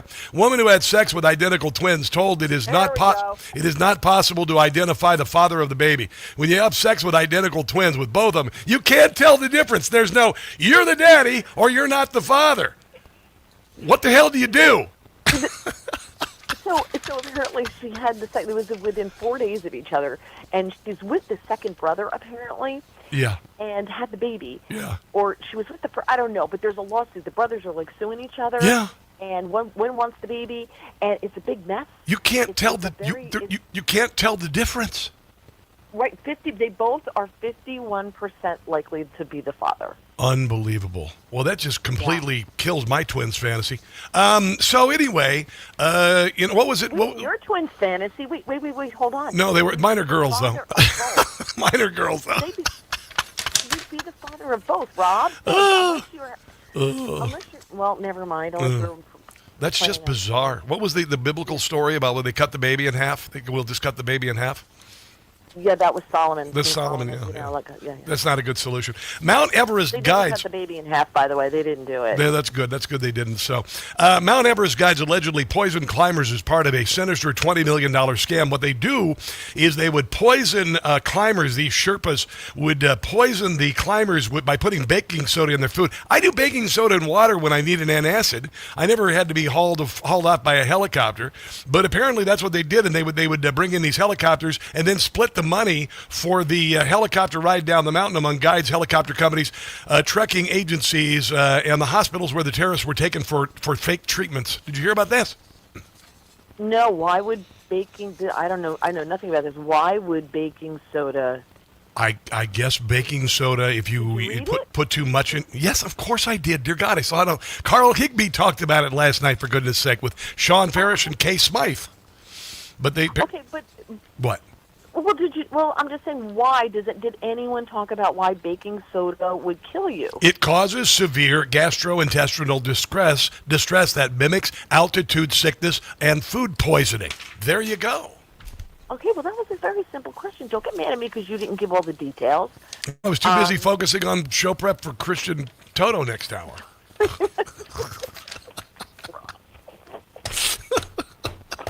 You need 3 individual texts. You can't just do one with Christian, Tony. I'm gonna have to do that. I'm gonna have to do that. I am so easily distracted. Dear God in heaven. Southwest is charging plus-size passengers a fat tax at the airport. Carrie McGraw was flying with coworkers to attend the conference in Las Vegas last month. When Southwest Airlines stopped at the ticket counter, the agent's message was clear: either buy a second seat or for herself, or don't fly. She said that she doesn't take up 2 seats. She doesn't stick too much over into the next seat, but she is quite heavy. And when it comes to flight, weight, listen, I'm a pretty big guy. I'm 6'1", about 240. And my shoulders are wider than the seat. But apparently, this is what Southwest Airlines is doing. You got to buy an extra seat. What do you think about that? Listen, as someone of I used to be heavy, but I lost all the weight. Did so you really? I'm small. Yeah, You got some pictures? I want to see those. No, everybody wants to see them. No, why would I do that? Because you're diminutive now. I'm so fascinated in Fat Mary pictures. Why are men fascinated with that? It's a weird fetish. I want to see some Mary with some meat on her bones. It would be like me. Let me see you when your wife put makeup on you. She didn't. I never let it happen. I never let it happen. Yeah, you did it yourself in person because you knew she wouldn't do as good a job, right? That's just between me and Christine Ohm's husband. What did? Now let me ask you this, Mary. But so wait. So when I would ride New Jersey Transit into the city, they had bench seats. They had like 2 or 3. So I would try to sit in the 3 next to the window because no one would ever sit in the middle seat. Like it was known that you never ever sit in the middle seat. Gotcha. But I swear to God in heaven, a fat person would always try and wiggle themselves in the middle because they figured that I was small and wasn't taking up my whole seat, so they could just take it up. So I learned how to expand like a peacock. Did you? How much did you weigh at your heaviest? Well, what color underwear do you have on right now? Are we pulling a little? Wouldn't you like to know? Depends on the day of the week, Mary. Depends on the day of the week. What do you think about Christine Ohm's husband? We'll wrap things up on Christine Ohm's husband. Obviously, this marriage Here's the thing. is not fixable. First of all, she knew about this before because the whole Corey Lewandowski thing, those rumors. Yes. There too many people are talking about it, and it's popping up in too many places. All right, so they're at the point where they're not hiding it right now. Yeah. So she knew about this before. So and those pictures popping up publicly are taking the heat off of her, and now it's kind of like, oh, now we get it. First of all, if you're going to do something like that, pretend you're your grandfather, and there's no such thing as social media. Yes. And you don't take the picture, or it's a Polaroid, because otherwise you would have to take it to Photomat, and then the Photomat guy would have it. I don't know.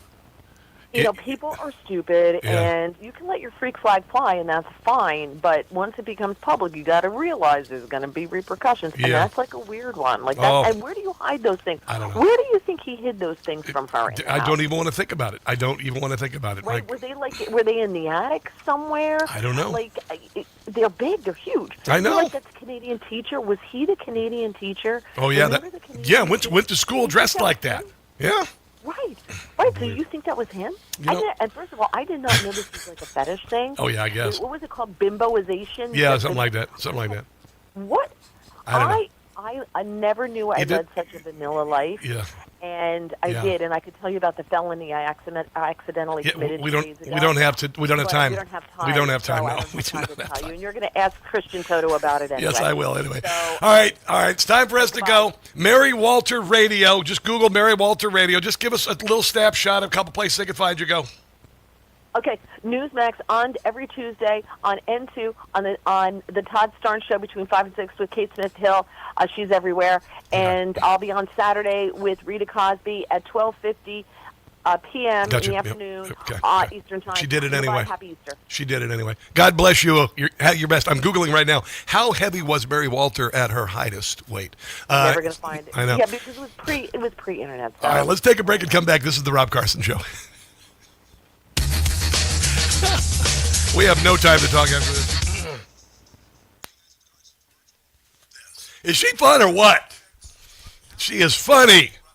I love it. What are we going to talk about here? The Viewcast. Oh, yeah. I don't know if we'll have time. Brian, we probably don't have a lot of time. All right, let's talk to you guys. How are you?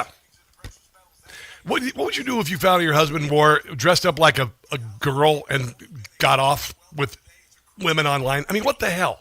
What is... That's just broken. What's wrong with you? My God. I mean, who hasn't tried to, get the spray whipped cream, you have a little bit of fun with that. But honestly, after that, then you start getting the handcuffs, and then it just goes downhill. Then it's just like, really? There's no fixing that, man. There's something wrong. Hello, deplorable dinosaur. How are you? Hello, Duckman. What's going on? Wasn't that on Jerry Springer about the twins? The woman. Here's an idea: don't have sex with two guys who are twins. What's going on, man? Why don't you go? Love you, Sister Mary. She and Rob are a pair. I know we're going to do eventually, I think, a weekly podcast because I just think it's fun. I think she's a lot of fun, don't you? Because she gets, and listen, I let her get me. All right? It's part of the bit. It's part of the bit. She does it. When it happens, it's organic, but it's great. And then she nails me. It's just fantastic. How much time you got, Brian?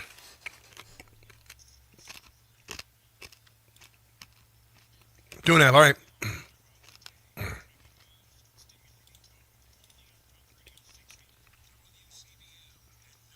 Time for me to talk.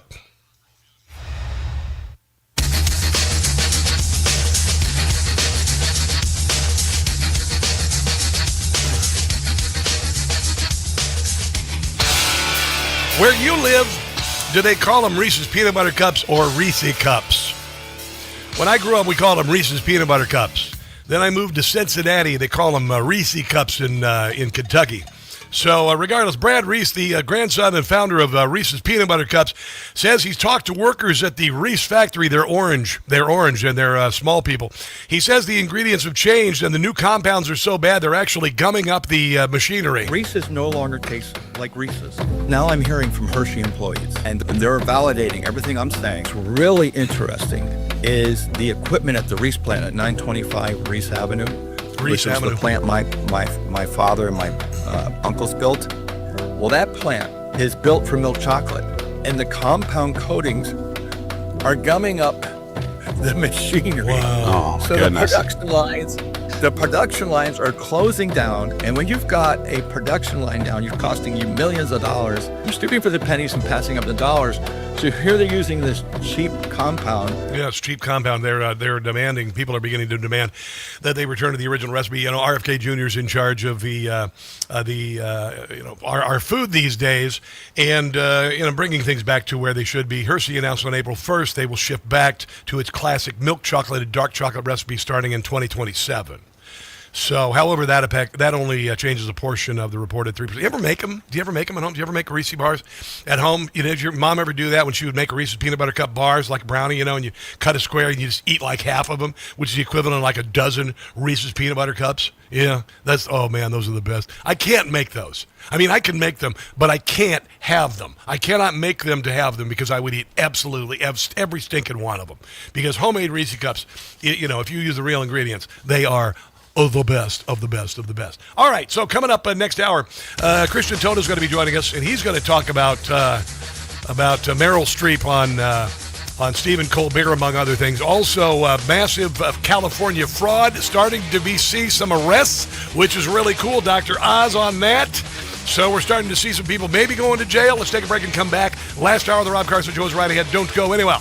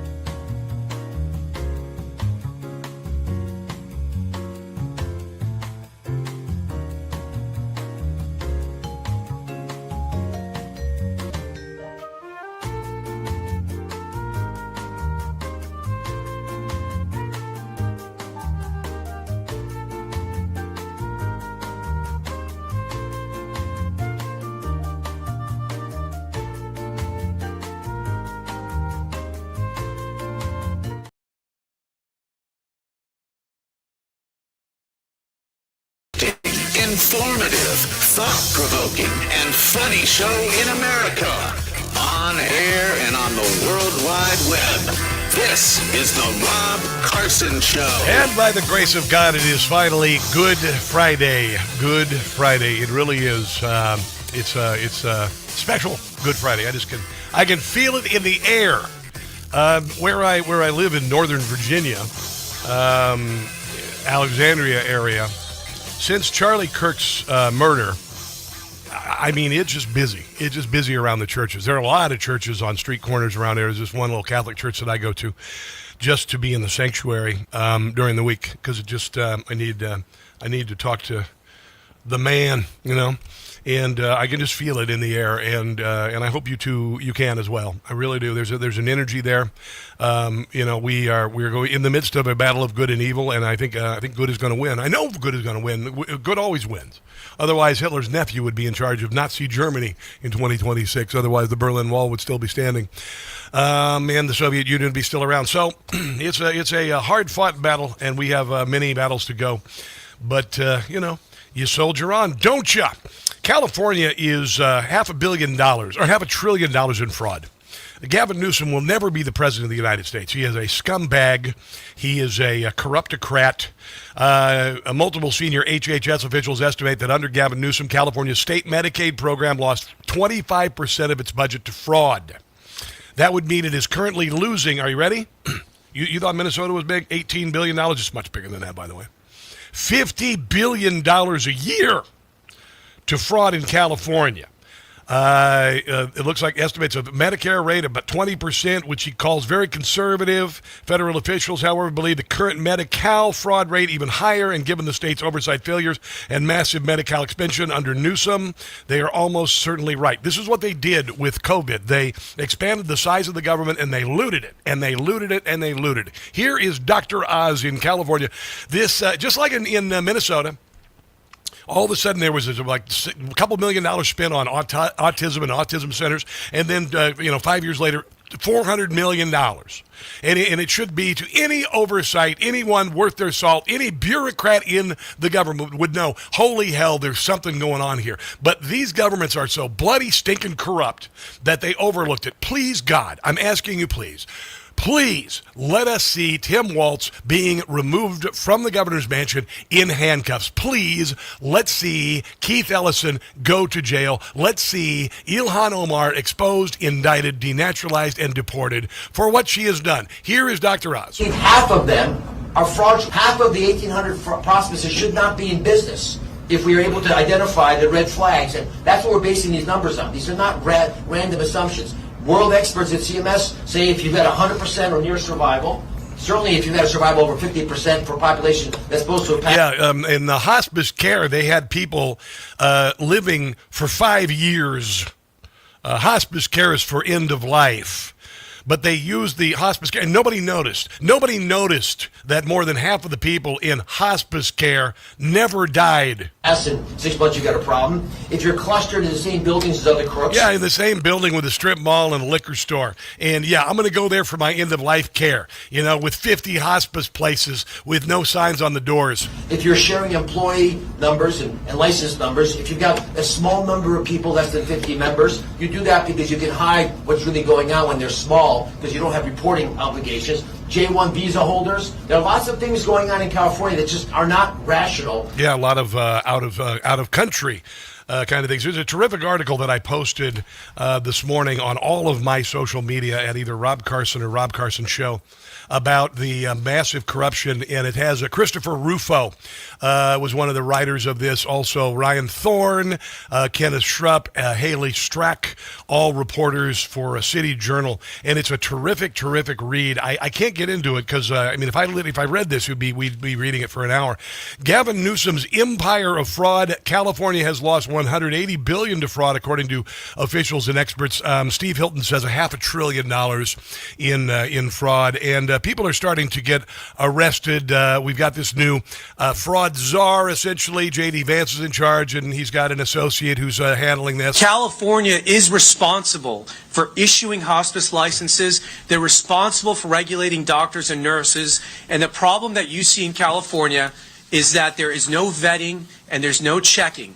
They do not care because it's not their money, is the way the state of California looks at it. You're paying for it. And so in California, I call California the kingdom of fraud, and Gavin Newsom reigns over this kingdom here. You have and he freaking knows about it. Hundreds of billions of dollars in fraud. If you look at the EDD fraud, the SNAP benefits fraud, the health hospice fraud, the homeless fraud. Meanwhile, if you're a little late on your taxes, you will get a freaking rectal exam from the IRS. Meanwhile, if you're late on paying a traffic ticket, meanwhile, if you do anything, the slightest thing that might be considered whatever, you get reamed. Meanwhile, they still trillions. We are having trillions of dollars. We're $40 trillion in debt. Donald Trump says if we took care of half the dang fraud, we would kill the debt spending. We would kill it. If we got it, our country, our government, our state, and our federal governments are more corrupt than the Soviet Union ever dreamed of being. That my office has done, one thing is in common. No vetting, no checking. Money goes out the door with no question. These idiot Democrats in Virginia and this new psychotic cat lady who's the governor, they want to pass a bill where unlimited money can go to NGOs and charities and no oversight at all. I'm not joking. No oversight, no accountability whatsoever if you receive government funds. Asked, no receipts, no checking up on them. In fact, and maybe Dr. Oz will talk about this, California's own auditor said they need to put better regulations in place. Oh, you think? You think? Here is California AG Bill Asaley on hospice fraud in California. Where billions of California tax dollars intended to solve homelessness ended up. Yeah. Oh, the homeless is $26 billion. They don't even know where it went. They don't know where the money went. And I think it was like Nick Shirley was out interviewing people the other day. Homeless people on the beach. Are you getting any help? They're not getting any help at all. It's just disappearing into these NGOs, and the NGO owners are filthy, rotten rich. If you look at this Gavin Newsom's empire of fraud, you've got people here who are buying $8 million mansions, like the governor, by the way. Gavin Newsom is buying an $8 million mansion on a government salary, but they're buying expensive cars. We work our entire lives, and we're lucky to drive a car that's 10 frickin' years old with 270,000 miles on it. And these jackweeds are just getting filthy rich, promising, and nobody overseeing it at all. This is how filthy, rotten, corrupt both the federal and state governments are. California has spent more than $24 billion over the last 5 years with little to no progress in solving our homelessness epidemic. Yeah. California state officials failed to provide meaningful oversight over the individuals who received most of these funds, and they had little to no answers to the public's demand for accountability. Unbelievable. I want to see people go to jail. This is why Pam Bondi's no longer the AG. We got to see some heads roll, and we got to see some people in government go to jail. It is time for government officials who've overseen this and ignored it, or in the case of Minnesota, literally going after whistleblowers. They're going to have to go to jail. They're going to have to spend a good portion or all of their lives in jail. Here's Nick Shirley, the guy who really is just, makes Woodward and Bernstein look like a complete joke, talking about California hospice care. Here in California, what makes this hospice and home health care fraud so hard to crack down on, take for example this one right here, All Day Hospice Care. They have billed $3.1 million, and per beneficiary, that's about $6,000, and 24 claims per patient with only 2 codes, which means 2 services. They've had over 505 patients, and they started billing in 2023 and accumulated $3.1 million in 19 months. And that is over 12,000. And any fool can see it. If a 24-year-old can go to a strip mall and see hospice, Leering Center, for God's sake. They had a Leering Center in Minnesota, and Keith Ellison didn't see it. It's obviously they are in on this. And then there's the high-speed rail. Oh, my God. How did California spend $15 billion over 16 years building a train to nowhere? Oh, wait, there is no train. They haven't laid a single track. I'm standing where it should exist. Yeah. It's not crazy to think connecting cities in a state like California would be useful. So in 1996, the legislature created the California High-Speed Rail Authority 96. to develop inner-city rail 30 years ago. using the state's pre-existing network. It could reduce traffic on I-5, the 405, the 101, but then California does what they do best. In 2008, Proposition 1A promised an 800-mile high-speed rail connecting San Francisco to San Diego. It would take 12 years, involve 2 phases, and the line from LA to San Francisco would cost only $33 billion. Yeah. I can't believe they bought that.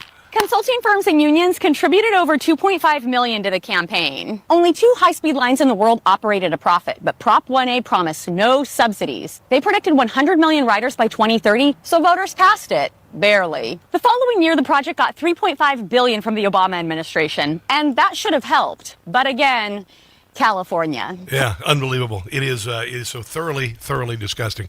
Gavin Newsom's never going to be the president, by the way. On the other side of the break, I want to play her bat guano crazy wife. Her. I call it Gavin Newsom her. Sure, why not? Yeah, why not? His bat guano crazy wife with advice for parents that's just so utterly nonsensical. Also, Harmeet Dillon has got some, well, let's just put it this way. Mail-in voter fraud is going to be a whole hell of a lot harder for Democrats in the 2026 midterms. Let's take a break and come back. This is The Rob Carson Show.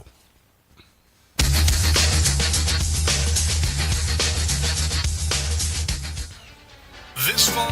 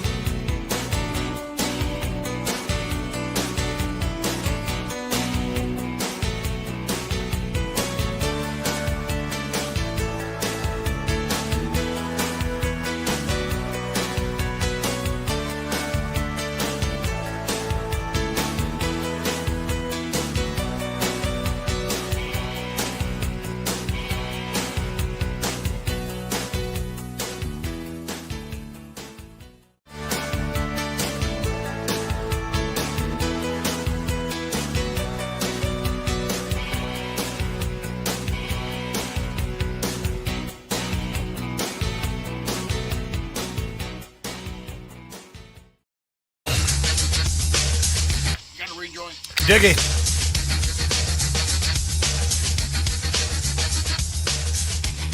Poor little Democrats. Are you guys okay today? I came in to check on you. Every time Trump does something good, you guys spaz out. Would you guys shut up and let him work? Good Friday to you. Gavin Newsom is the Joker. I mean, he's a clown. I think he's a sociopath, to be quite honest. He had a little meltdown earlier in the week. He's married to Bat Guano. No, you know what? She's not only crazy, she's just a ditz. All right, there you go. I mean, there's this point where you got to say a ditz. And Democrats, a lot of times liberals, they think that, for instance, like, well, we should welcome immigrants because, immigrants are good. Yeah, we've always been a country of immigrants. Most of us our ancestors were immigrants. This is nothing new at all. But they think because they have no life experience, all of a sudden, oh my God. Now listen to her talking about raising her kids, all right? No father, at least in my generation, ever looks at the daughter and says, you're going to do less because you're a girl. All right, we raise our daughters to be successful. My daughter right now is going to art school, and I said, here's the deal. I want you to live your passion. I want you to live your passion, but you've got to be able to make a living at it. And I am helping her in every way to make sure that she can live as an artist. That's hard. It's pretty damn hard as a broadcaster, I'll tell you that. But I have never doubted my daughter's ability. I've never doubted my son's ability. And I've always treated them equally with regard to a career. I never said to my daughter, you should marry a man who can support you. I never did nothing like that. So what this moron, Gavin Newsom's Barbie wife, is saying is just her own virtue signaling and her own feeling like she's somehow superior, and none of us have ever thought about this before. Hold on, here she is. Hold on one second. Okay, hold on. Even if they tear the head off. Over again. Here we go. And I've given our boys dolls. Even if they tear the head off, I've given them dolls. Yeah, that's just kind of dumb. Because the reason why there's doll section and it's girls and it's pink and stuff, and the reason why there's a boy section with the toy guns and everything is because market research says that the girls like the dolls and the guys like the guns. That's just the way it is. They don't make it up. They don't force it on either sex. And by the way, I would take my sister's Barbies, and I would take my bat kite, and I would tie them onto the bat kite, and then I would tug the string, and Barbie would fall. To learn that care and caregiving is not just an activity that's reserved for women, but that it's also an activity that is a responsibility of men. Okay, so she's acting like caregiving for your children. You have to tell your children that it's not just for women to do, but it's for men. Any father worth his salt cares for the children like that. Whatever cliche you're talking about doesn't exist anymore. What I've done with both my daughters and my sons is if I'm reading a book and the protagonist is a male, I just change the he to a she. Well, that's really stupid because you're changing the book. You are usurping the author's story that they created, and this is just kind of dumb. And it just normalizes for my sons in particular. I don't even just do it for my girls. I do it for my sons because I want them to see that women can be the center of a story. Dear God, have you ever read Jane Eyre? That women matter. God, I haven't. Oh my, I'd be so desperate. Living on a desert island, no books for years. I wouldn't even pick it up. That women are interesting. Oh my God. At the end of the day, we're all kind of like in this place in history maybe where we're recognizing what it is to ultimately deconstruct all these gender roles and ultimately be human. And oh my God. That's exciting to me. So I'll just continue to kind of do my work and try and deconstruct all of these like limiting narratives about. We all just lost IQ points. Are you okay? Just snap out of it. Snap out of it. It's over. She's done. You okay? You all right? Wow. That, here's the problem. She's operating from a blank slate. She has nothing in her brain at all. And so everything is a new discovery. She's like a toddler. She's like a puppy, a really stupid puppy. And all of this to her is somehow new that we already knew. Unbelievable. I think we need to talk about The View. Pick a little, talk a lot. Pick a little, talk a little. Cheep, cheep, cheep. Talk a lot. Pick a little more. Pick a little, talk a little. Pick a little, talk a little. Cheep, cheep, cheep. Talk a lot. Pick a little more. Pick a little, talk a little. Pick a little, talk a little. Cheep, cheep, cheep. Talk a lot. Pick a little more. Pick a little, talk a little. Pick a little, talk. Cheep, cheep, cheep. Talk a lot. Pick a little more. Pick a little, talk a little. Pick a little, cheep, cheep, cheep, cheep, cheep. Okay, so here is the Viewcast saying that most Americans, particularly those of us who vote for Trump, are stupid. Yeah, I missed this. I forgot it was on. I'm sorry. So, Oh, my God. I feel like you all can give us some clarity. Did you get any clarity on anything? No, Was it the Lion King when Whoopi Goldberg was a hyena? Because they sound like the hyenas. They sound like the hyenas in Lion King. First of all, he wants to bring a country to the Stone Age. There are people there in Iran. Talking about Iran. Yeah, no, just take the government back to the Stone Age. By the way, it's not just, two of the people running the place. There are actual people there. He wants we'd much rather have the Ayatollah and women being subjugated and murdered. to bring it to the Stone Age. And at the same time, he wants a Nobel Peace Prize. That is the definition of crazy. Also, Bringing peace to the Middle East. it's like Ron. magical thinking that all of a sudden the gas prices, which are $10 in California, That's because California, you idiot. some parts, a gallon, and the stock market is in the toilet. No, it's not. It's kicking butt. He thinks this is magically going to come back. Does he really think we're that stupid? Yes. Yeah. Well, you are. Yeah, but I'm not one of the poorly educated, okay? Those are the ones he thinks he can get to, and those people are the ones who are going to turn on him. Well, the crazy thing is, even They're insulting you and me, by the way. They're saying that we're poorly educated is what they're saying. I'm very well educated, to be quite honest, and I think you should, learn by my example that I am pretty darn well educated, pretty well informed. In the meantime, earlier this week, Whoopi Goldberg literally thought Donald Trump was arguing the birthright citizenship case before the Supreme Court. So who's stupid? We just have to get to this because this is unbelievable what's going on. You know who is he's at the Supreme Court as we speak. He went there, making his case for signing an executive. No, he's not. There's just a chair there for the president. Literally, there's a chair there for the president. Order that ends birthright citizenship in America. So she literally thought that Donald Trump was arguing the case before the Supreme Court. Not the first stupid thing she said, and she's calling us stupid. Wow. Just wow.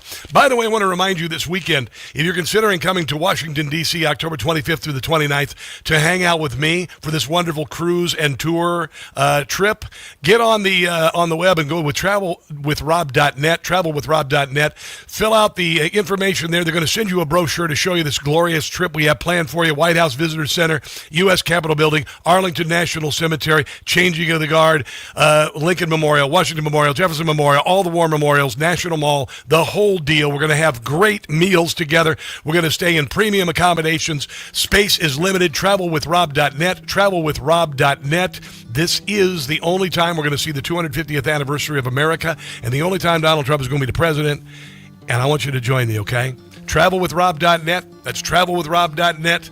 Coming up, the one and only Christian Toto on a Good Friday edition of the Rob Carson Show.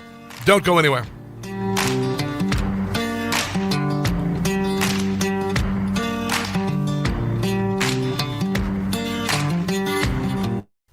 Hey guys, it's Carson for Quince. Winter is over. I'm putting away the layers, the vest, the tweed jackets, getting out the shorts and the light linen shirts. Quince.com is where I refresh my wardrobe and pare down the old, tired, lower quality stuff that I've held on for years. Quince makes high-quality, everyday essentials using premium materials like 100% European linen and their insanely soft, flow-knit activewear fabric. Their men's linen pants and shirts are lightweight, breathable, comfortable, basically the perfect layer for spring.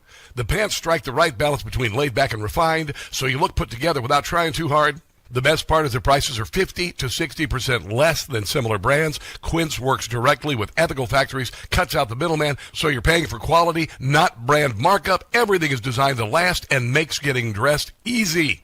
Go to quince.com/Newsmax for free shipping and 365-day returns. Now in Canada, quince.com/Newsmax. That's quince.com/Newsmax. Free shipping and 365-day returns. Quince.com/Newsmax.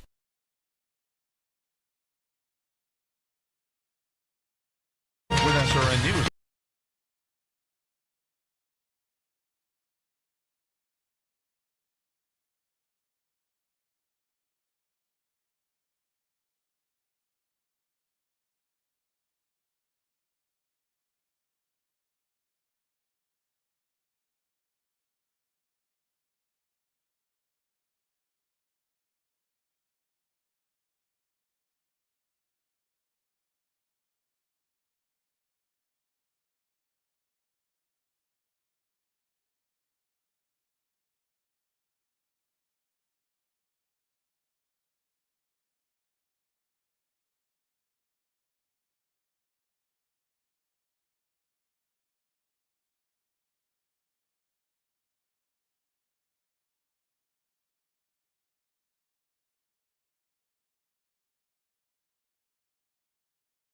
Hey guys, it's Carson. I just got a ghost bed. Yeah, no, pay attention here, because I've been sleeping on a foam mattress since I moved to the Washington, D.C. area, which is like sleeping on the sponge in your sink. Ghost Bed doesn't build mattresses like furniture. They build engineered sleep systems. Their beds are serious health equipment. Beds designed for relief and recovery, not looks, not fluff. Your body should be healing while you sleep, not fighting for comfort. I have been sleeping past 7 in the morning on my Ghost Bed. It's unbelievable. If you wake up stiff, you toss and turn, if you sleep hot, even reaching for a pain reliever before bed, hoping tonight will be different, that's not aging. It's your mattress talking. Another great thing I love about Ghost Bed, you get 101 nights to try it at home. If you don't like the difference, you can send it back risk-free. Ghost Bed is offering my audience their lowest prices of the season, plus an extra 10% off. Go to ghostbed.com/Carson. Use promo code Carson. That's ghostbed.com/Carson. Promo code Carson. You are going to love your new Ghost Bed.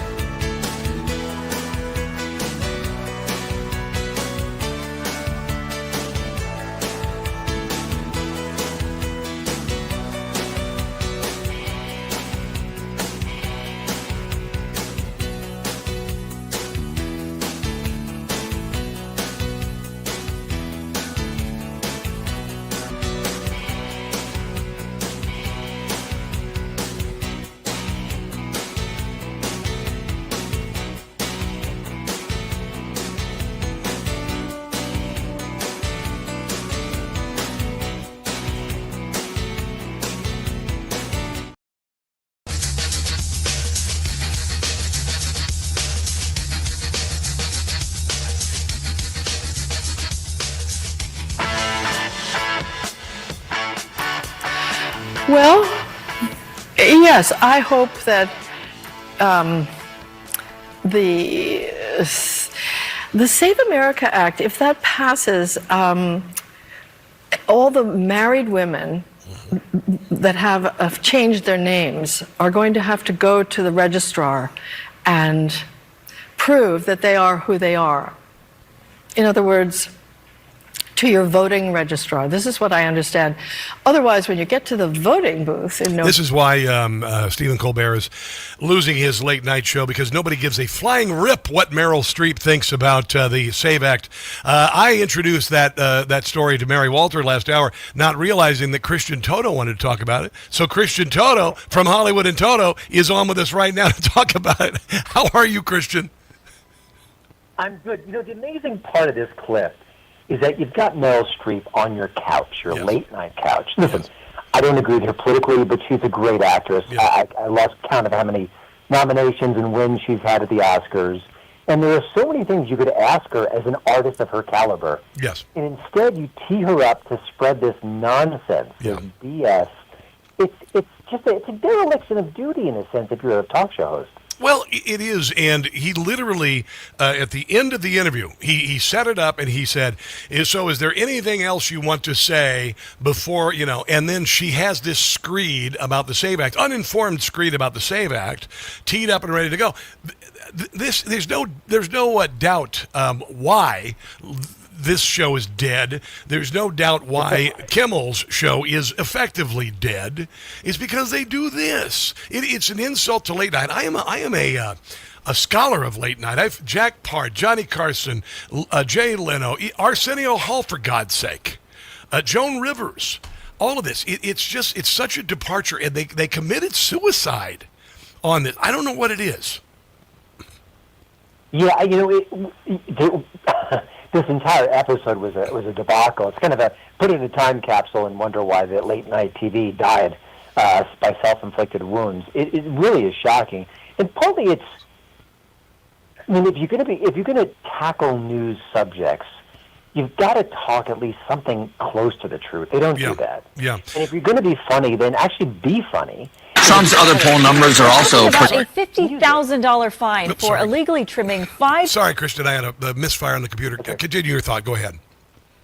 Yeah, I mean, everything about this is just wrong. It's just silly, and at the end of the day, it's not entertaining. I mean, even if I hated Trump, loved progressives, wanted Democrats to, take back the House, all that stuff.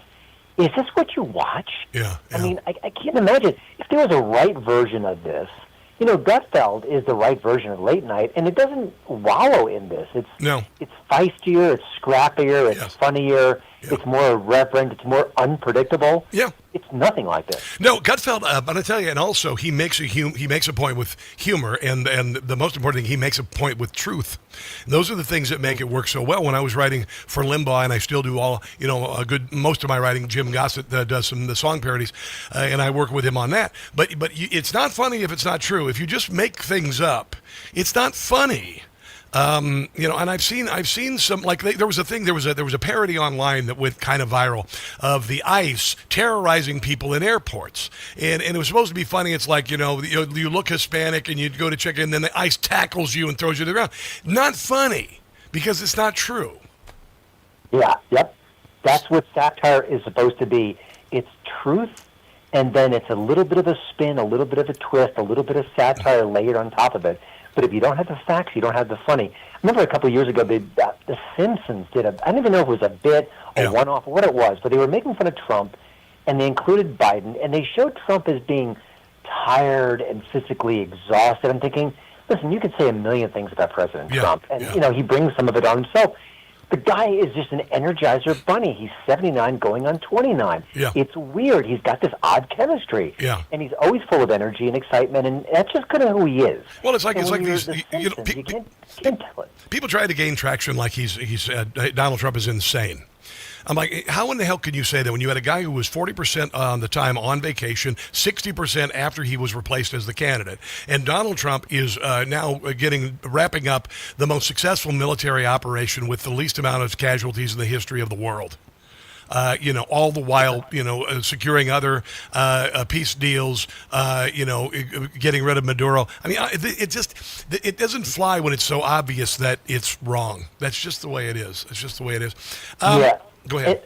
Go ahead. No, you. No, the problem is it's just that bubble dwelling. Like the people in Stephen Colbert's audience don't have a clue as to what reality is. Yeah. They just don't know. Here is a little bit of Colbert, a monologue this week about Trump's popularity. Rough. On average, 47.2% of Americans strongly disapprove of him, but there are still 22.4% who strongly approve of him.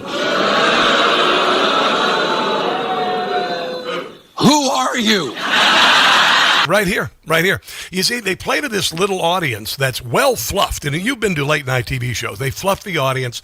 They get them going. They have an opening act. They say, here's where we need you to make all sorts of noise. Here's where we need to. And so they play to this little tiny microcosm of leftists. And they feed off of it. And they don't even realize what's happening beyond the cameras, Yeah, they love diversity and they talk about diversity.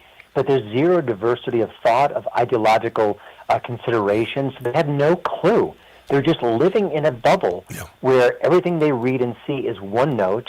Nothing can pierce that bubble. Can you imagine if Secretary of State Marco Rubio went on the Late Show with Stephen Colbert? He would clean his clock to such a degree, Colbert would retire early. Oh, it would be glorious. It would be glorious. By the way, speaking of living in a bubble and completely unaware of reality, Don Lemon, who has so few viewers right now. He's no longer a major network anchor. He has a podcast. He goes and raids churches every once in a while, and he has the hubris to think he could run for president. If I wanted to, I know people are going to think I'm crazy. This is going to be the headline, and people are going to laugh about it. I think I could be president of the United States. I could definitely run this country better than Donald Trump. That is about the most stupid thing you could possibly say, because of Donald Trump's massive experience as not only a president for 4 years, one of the most successful Hollywood stars, also one of the most successful developers in the world, writer of best-selling books, and that guy says he could do a better job than Donald Trump. I mean, he couldn't even survive on CNN where the ratings were in the basement. Yes, he couldn't even draw a crowd there. Yes. You know, I guess it's just the outrageous things, and you get clicks, and maybe that's what he's just trying to do with that kind of commentary. But I mean, he can't look at himself in the mirror. He can't fall asleep at night thinking he's a good person or he's done a good job, can he? How do you live with yourself when you say such silly things? Well, you can't listen. A lot of people think that you can become the president just because you're popular. Stephen Smith, and I like Stephen A. Smith. He's a pretty nice guy. But this talk of him running for president, he doesn't have the capacity, I believe, as an executive to be the president of the United States. He just happens to be saying the right, almost common sense things at the right time, and it's absolutely nonsensical. Let's take a break, Christian. I've got a couple of things I want to talk about on the other side of the break, including Louis C.K. making a comeback, actually. Apparently a brand new Western series that's overtaking Yellowstone called The Madison. I want to talk about that on the other side of the break with you, Christian Toto. If you could hold on. Let's take a break and come back. This is The Rob Carson Show.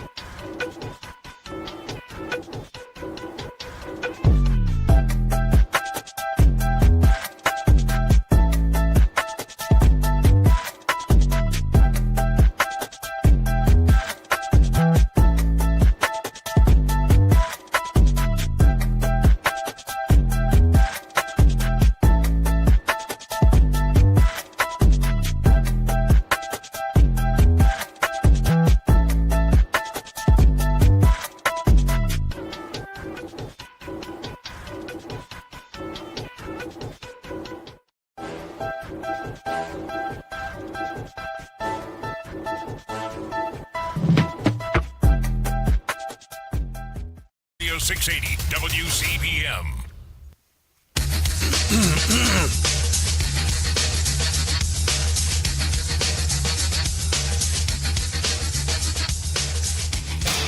More with Christian Toto in one moment. Do you have $1.46 million? Do you? Well, if you don't, you're not ready to retire. That's what they say. Wow, really? 46% of Americans say they don't expect to be financially prepared when they stop working, which is why I'm going to work until I die.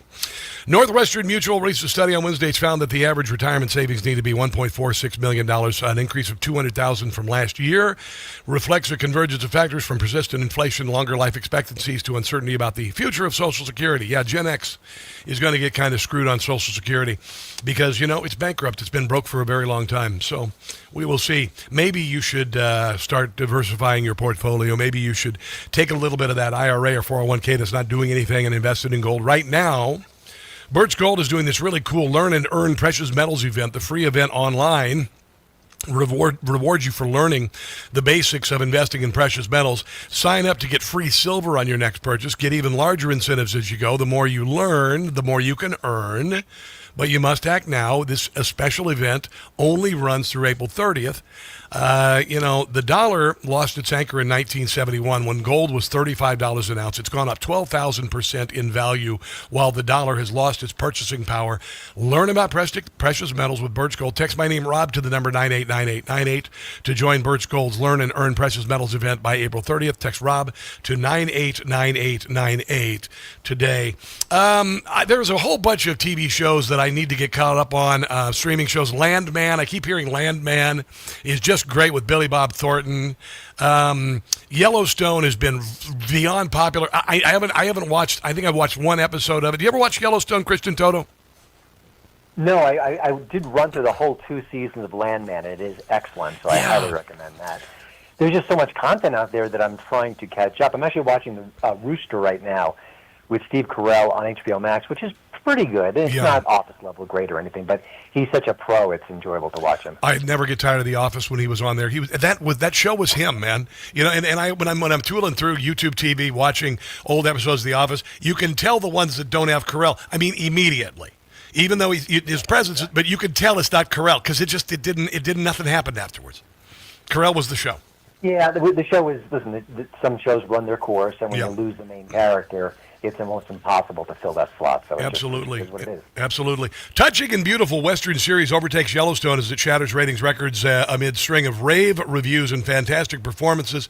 And it is called The Madison. Created and written by Taylor Sheridan, premiered on Paramount Plus March 14th. New York family's life unravels after a tragedy as they process the grief while vacationing in rural Montana. Has Michelle Pfeiffer, Kurt Russell, who's just one of the greatest actors ever. I've been following him since the computer who wore tennis shoes. Have you heard anything about The Madison? I've been hearing good things about it. I haven't caught up with it yet, but it's just amazing to me that Taylor Sheridan works and works and works and just keeps cranking out these hit shows. Yeah. Everything you just mentioned, most of it is based on his imagination. Yeah. And a lot of his stuff is set in Montana or Texas, places where you don't often see TV shows set.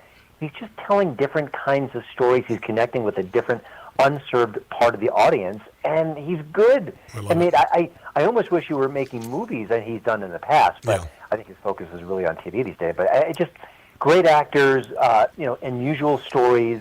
And, I want you to watch Landman. I know you've got a lot of you've got a lot of plates spinning, but it humanizes the oil and gas industry and shows, hey, even if you don't like this or that, this is what makes the world run. Yeah. And these are the people who make it run, and it's fascinating. Billy Bob Thornton is also just freaking brilliant in it. I've seen, I watch clips of it all the time because they show up virally.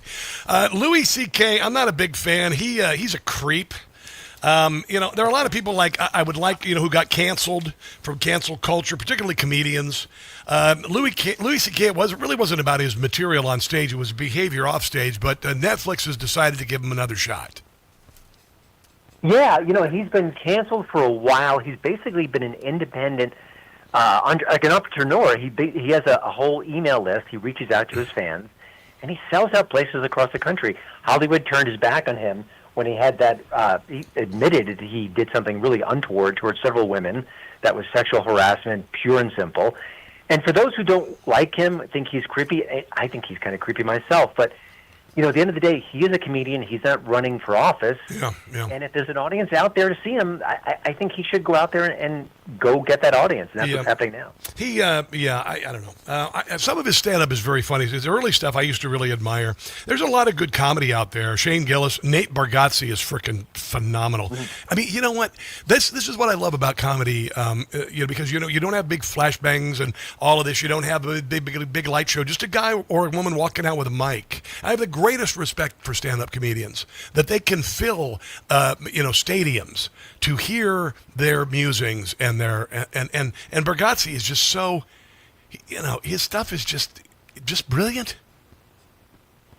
It is. It's clean as a whistle. He's got a movie coming out, I think, in a month or two called The Breadwinner. It's a little bit like a Mr. Mom update. All right. And it's a big test for him, obviously. But yeah, I could agree. I mean, to go on stage, to captivate an audience for an hour plus, to do it all by yourself, no bells, no whistles, just your wit, your humor, your delivery, your sense of timing.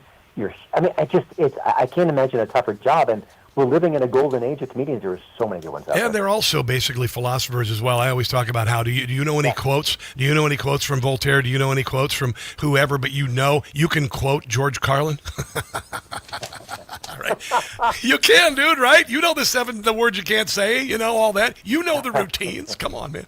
Christian Toto, I thank you for being with us today, and I wish you a very great Easter. Where can people find your video podcast and all that? Well, go to YouTube. Just punch in Hollywood N-I-N Toto T-O-T-O. Yeah, that's my name, and yes, it's silly, but it is the real deal. So and it's so funny that I am not in Kansas anymore. I lived in Kansas for 10 years. I'm not, and you're my Hollywood guy. All right, Christian. God bless you. Have a glorious weekend, man. Let's take a break and come back. This is the Rob Carson Show.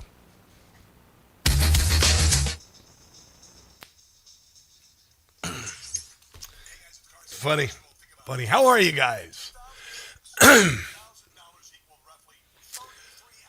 Oh, who's all talking here? Deplorable Dinosaur. You guys have been there all 3 hours, man. You guys are awesome. Paul Mader's new. But I'm glad to have you. Scott Davies, 3914. I'm not sure if I've seen you. It's good to see you, though. I'm talking to you guys over on the YouTubeage. How about Twitter? We got Tom Campagna. Are you related to Emily? She's fantastic. She's a Spitfire. Marjorie, 2548-6616, whatever that is. Is that your phone number? I'm going to call you. Jackwad60.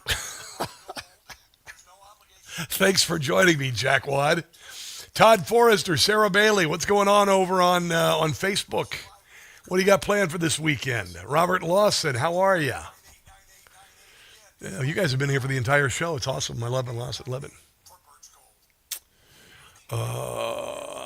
Duckman, Hobloan. How many of you guys are going to come and see me this fall in Washington, D.C.? Have you looked at the site yet? I think it's like $2,100 a pop per person. It's pretty good for the deal. It's a pretty good deal considering all your money, all your meals, and most of your meals, your transportation, your tips, all that. Taking care of your hotel accommodations. So it's the trip of a lifetime. It is the trip of a lifetime.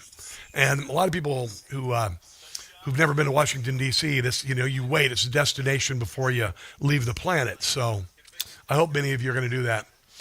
Anonymous Warrior, happy Easter, everyone. You too, Anonymous Warrior. I appreciate you.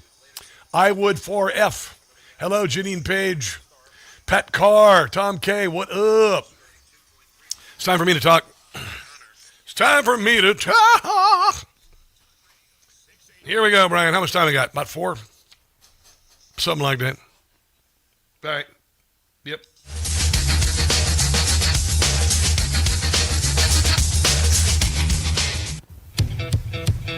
Come on. Would I launch strikes in Mexico to stop drugs? It's okay with me. Boom, boom, boom, boom. Bang, bang, bang, bang. Boom, boom, boom, boom. How. There's Big Head Todd. Big Head Todd still around, man. Still around. They've been around a long time. Great band, Gen X band. Thank you very much. I discovered them when I was like 25 years old. Really good stuff. If your state hasn't turned over its voter rolls to Harmy Dillon DOJ Civil Rights Division for verification, it will not be eligible to have mail-in ballots counted in the next election. Mail-in ballots for the 2026 midterms, what few there will be, will carry a barcode that makes everyone fully trackable. The election NGOs are officially out of luck. Going forward, mail-in ballots will only count in federal races if they are sent to a verified voter at a verified address on cleaned voter rolls. Those activist NGOs can keep submitting requests to mail ballots to vacant lots, abandoned buildings, or ghost addresses all they want, but they will not be verified. No verifiable voter, no verifiable address, no trackable mail-in vote for you. That's freaking-gantic. That is just gigantic. If you're paying attention to the moves Trump is making and now how he's forcing the GOP uniparty in Congress to keep exposing whose interests they really serve, you can see what's coming. That's big news, man. That is big news. So none of this nonsense, this bullcrap that we've had. They figured out every way they can possibly cheat. DOJ is suing Red State Idaho over the refusal to hand over voter rolls. The Civil Rights Division expands a crackdown to 30 states in D.C. The Department of Justice Civil Rights Division under Assistant General Harmy Dillon has filed a suit against Red State Idaho for stonewalling federal demands for its complete unredacted voter rolls. The lawsuit pushes the nationwide total to 30 states, plus the District of Columbia now facing federal litigation for defying the law and blocking efforts to scrub dead people, non-citizens, and duplicate registrants from the books. This is why Democrats are trying to defund ICE. You know why? Because it's immigration and customs enforcement. That's why. The Democrats want those people to vote. And the ICE is saying, no, they got to leave the country. There you go. It's that easy. Immigrations and customs enforcement. That's the reason they're going after that group. That's the reason they started calling them Nazis and Gestapo years ago. My TV show is called Rob Carson's What in the World. This weekend, it's on Saturday at 3, Sunday night at 8:30. There's a big surprise in this one. All right? And what it is a compendium of the silliest news from the first quarter of this year.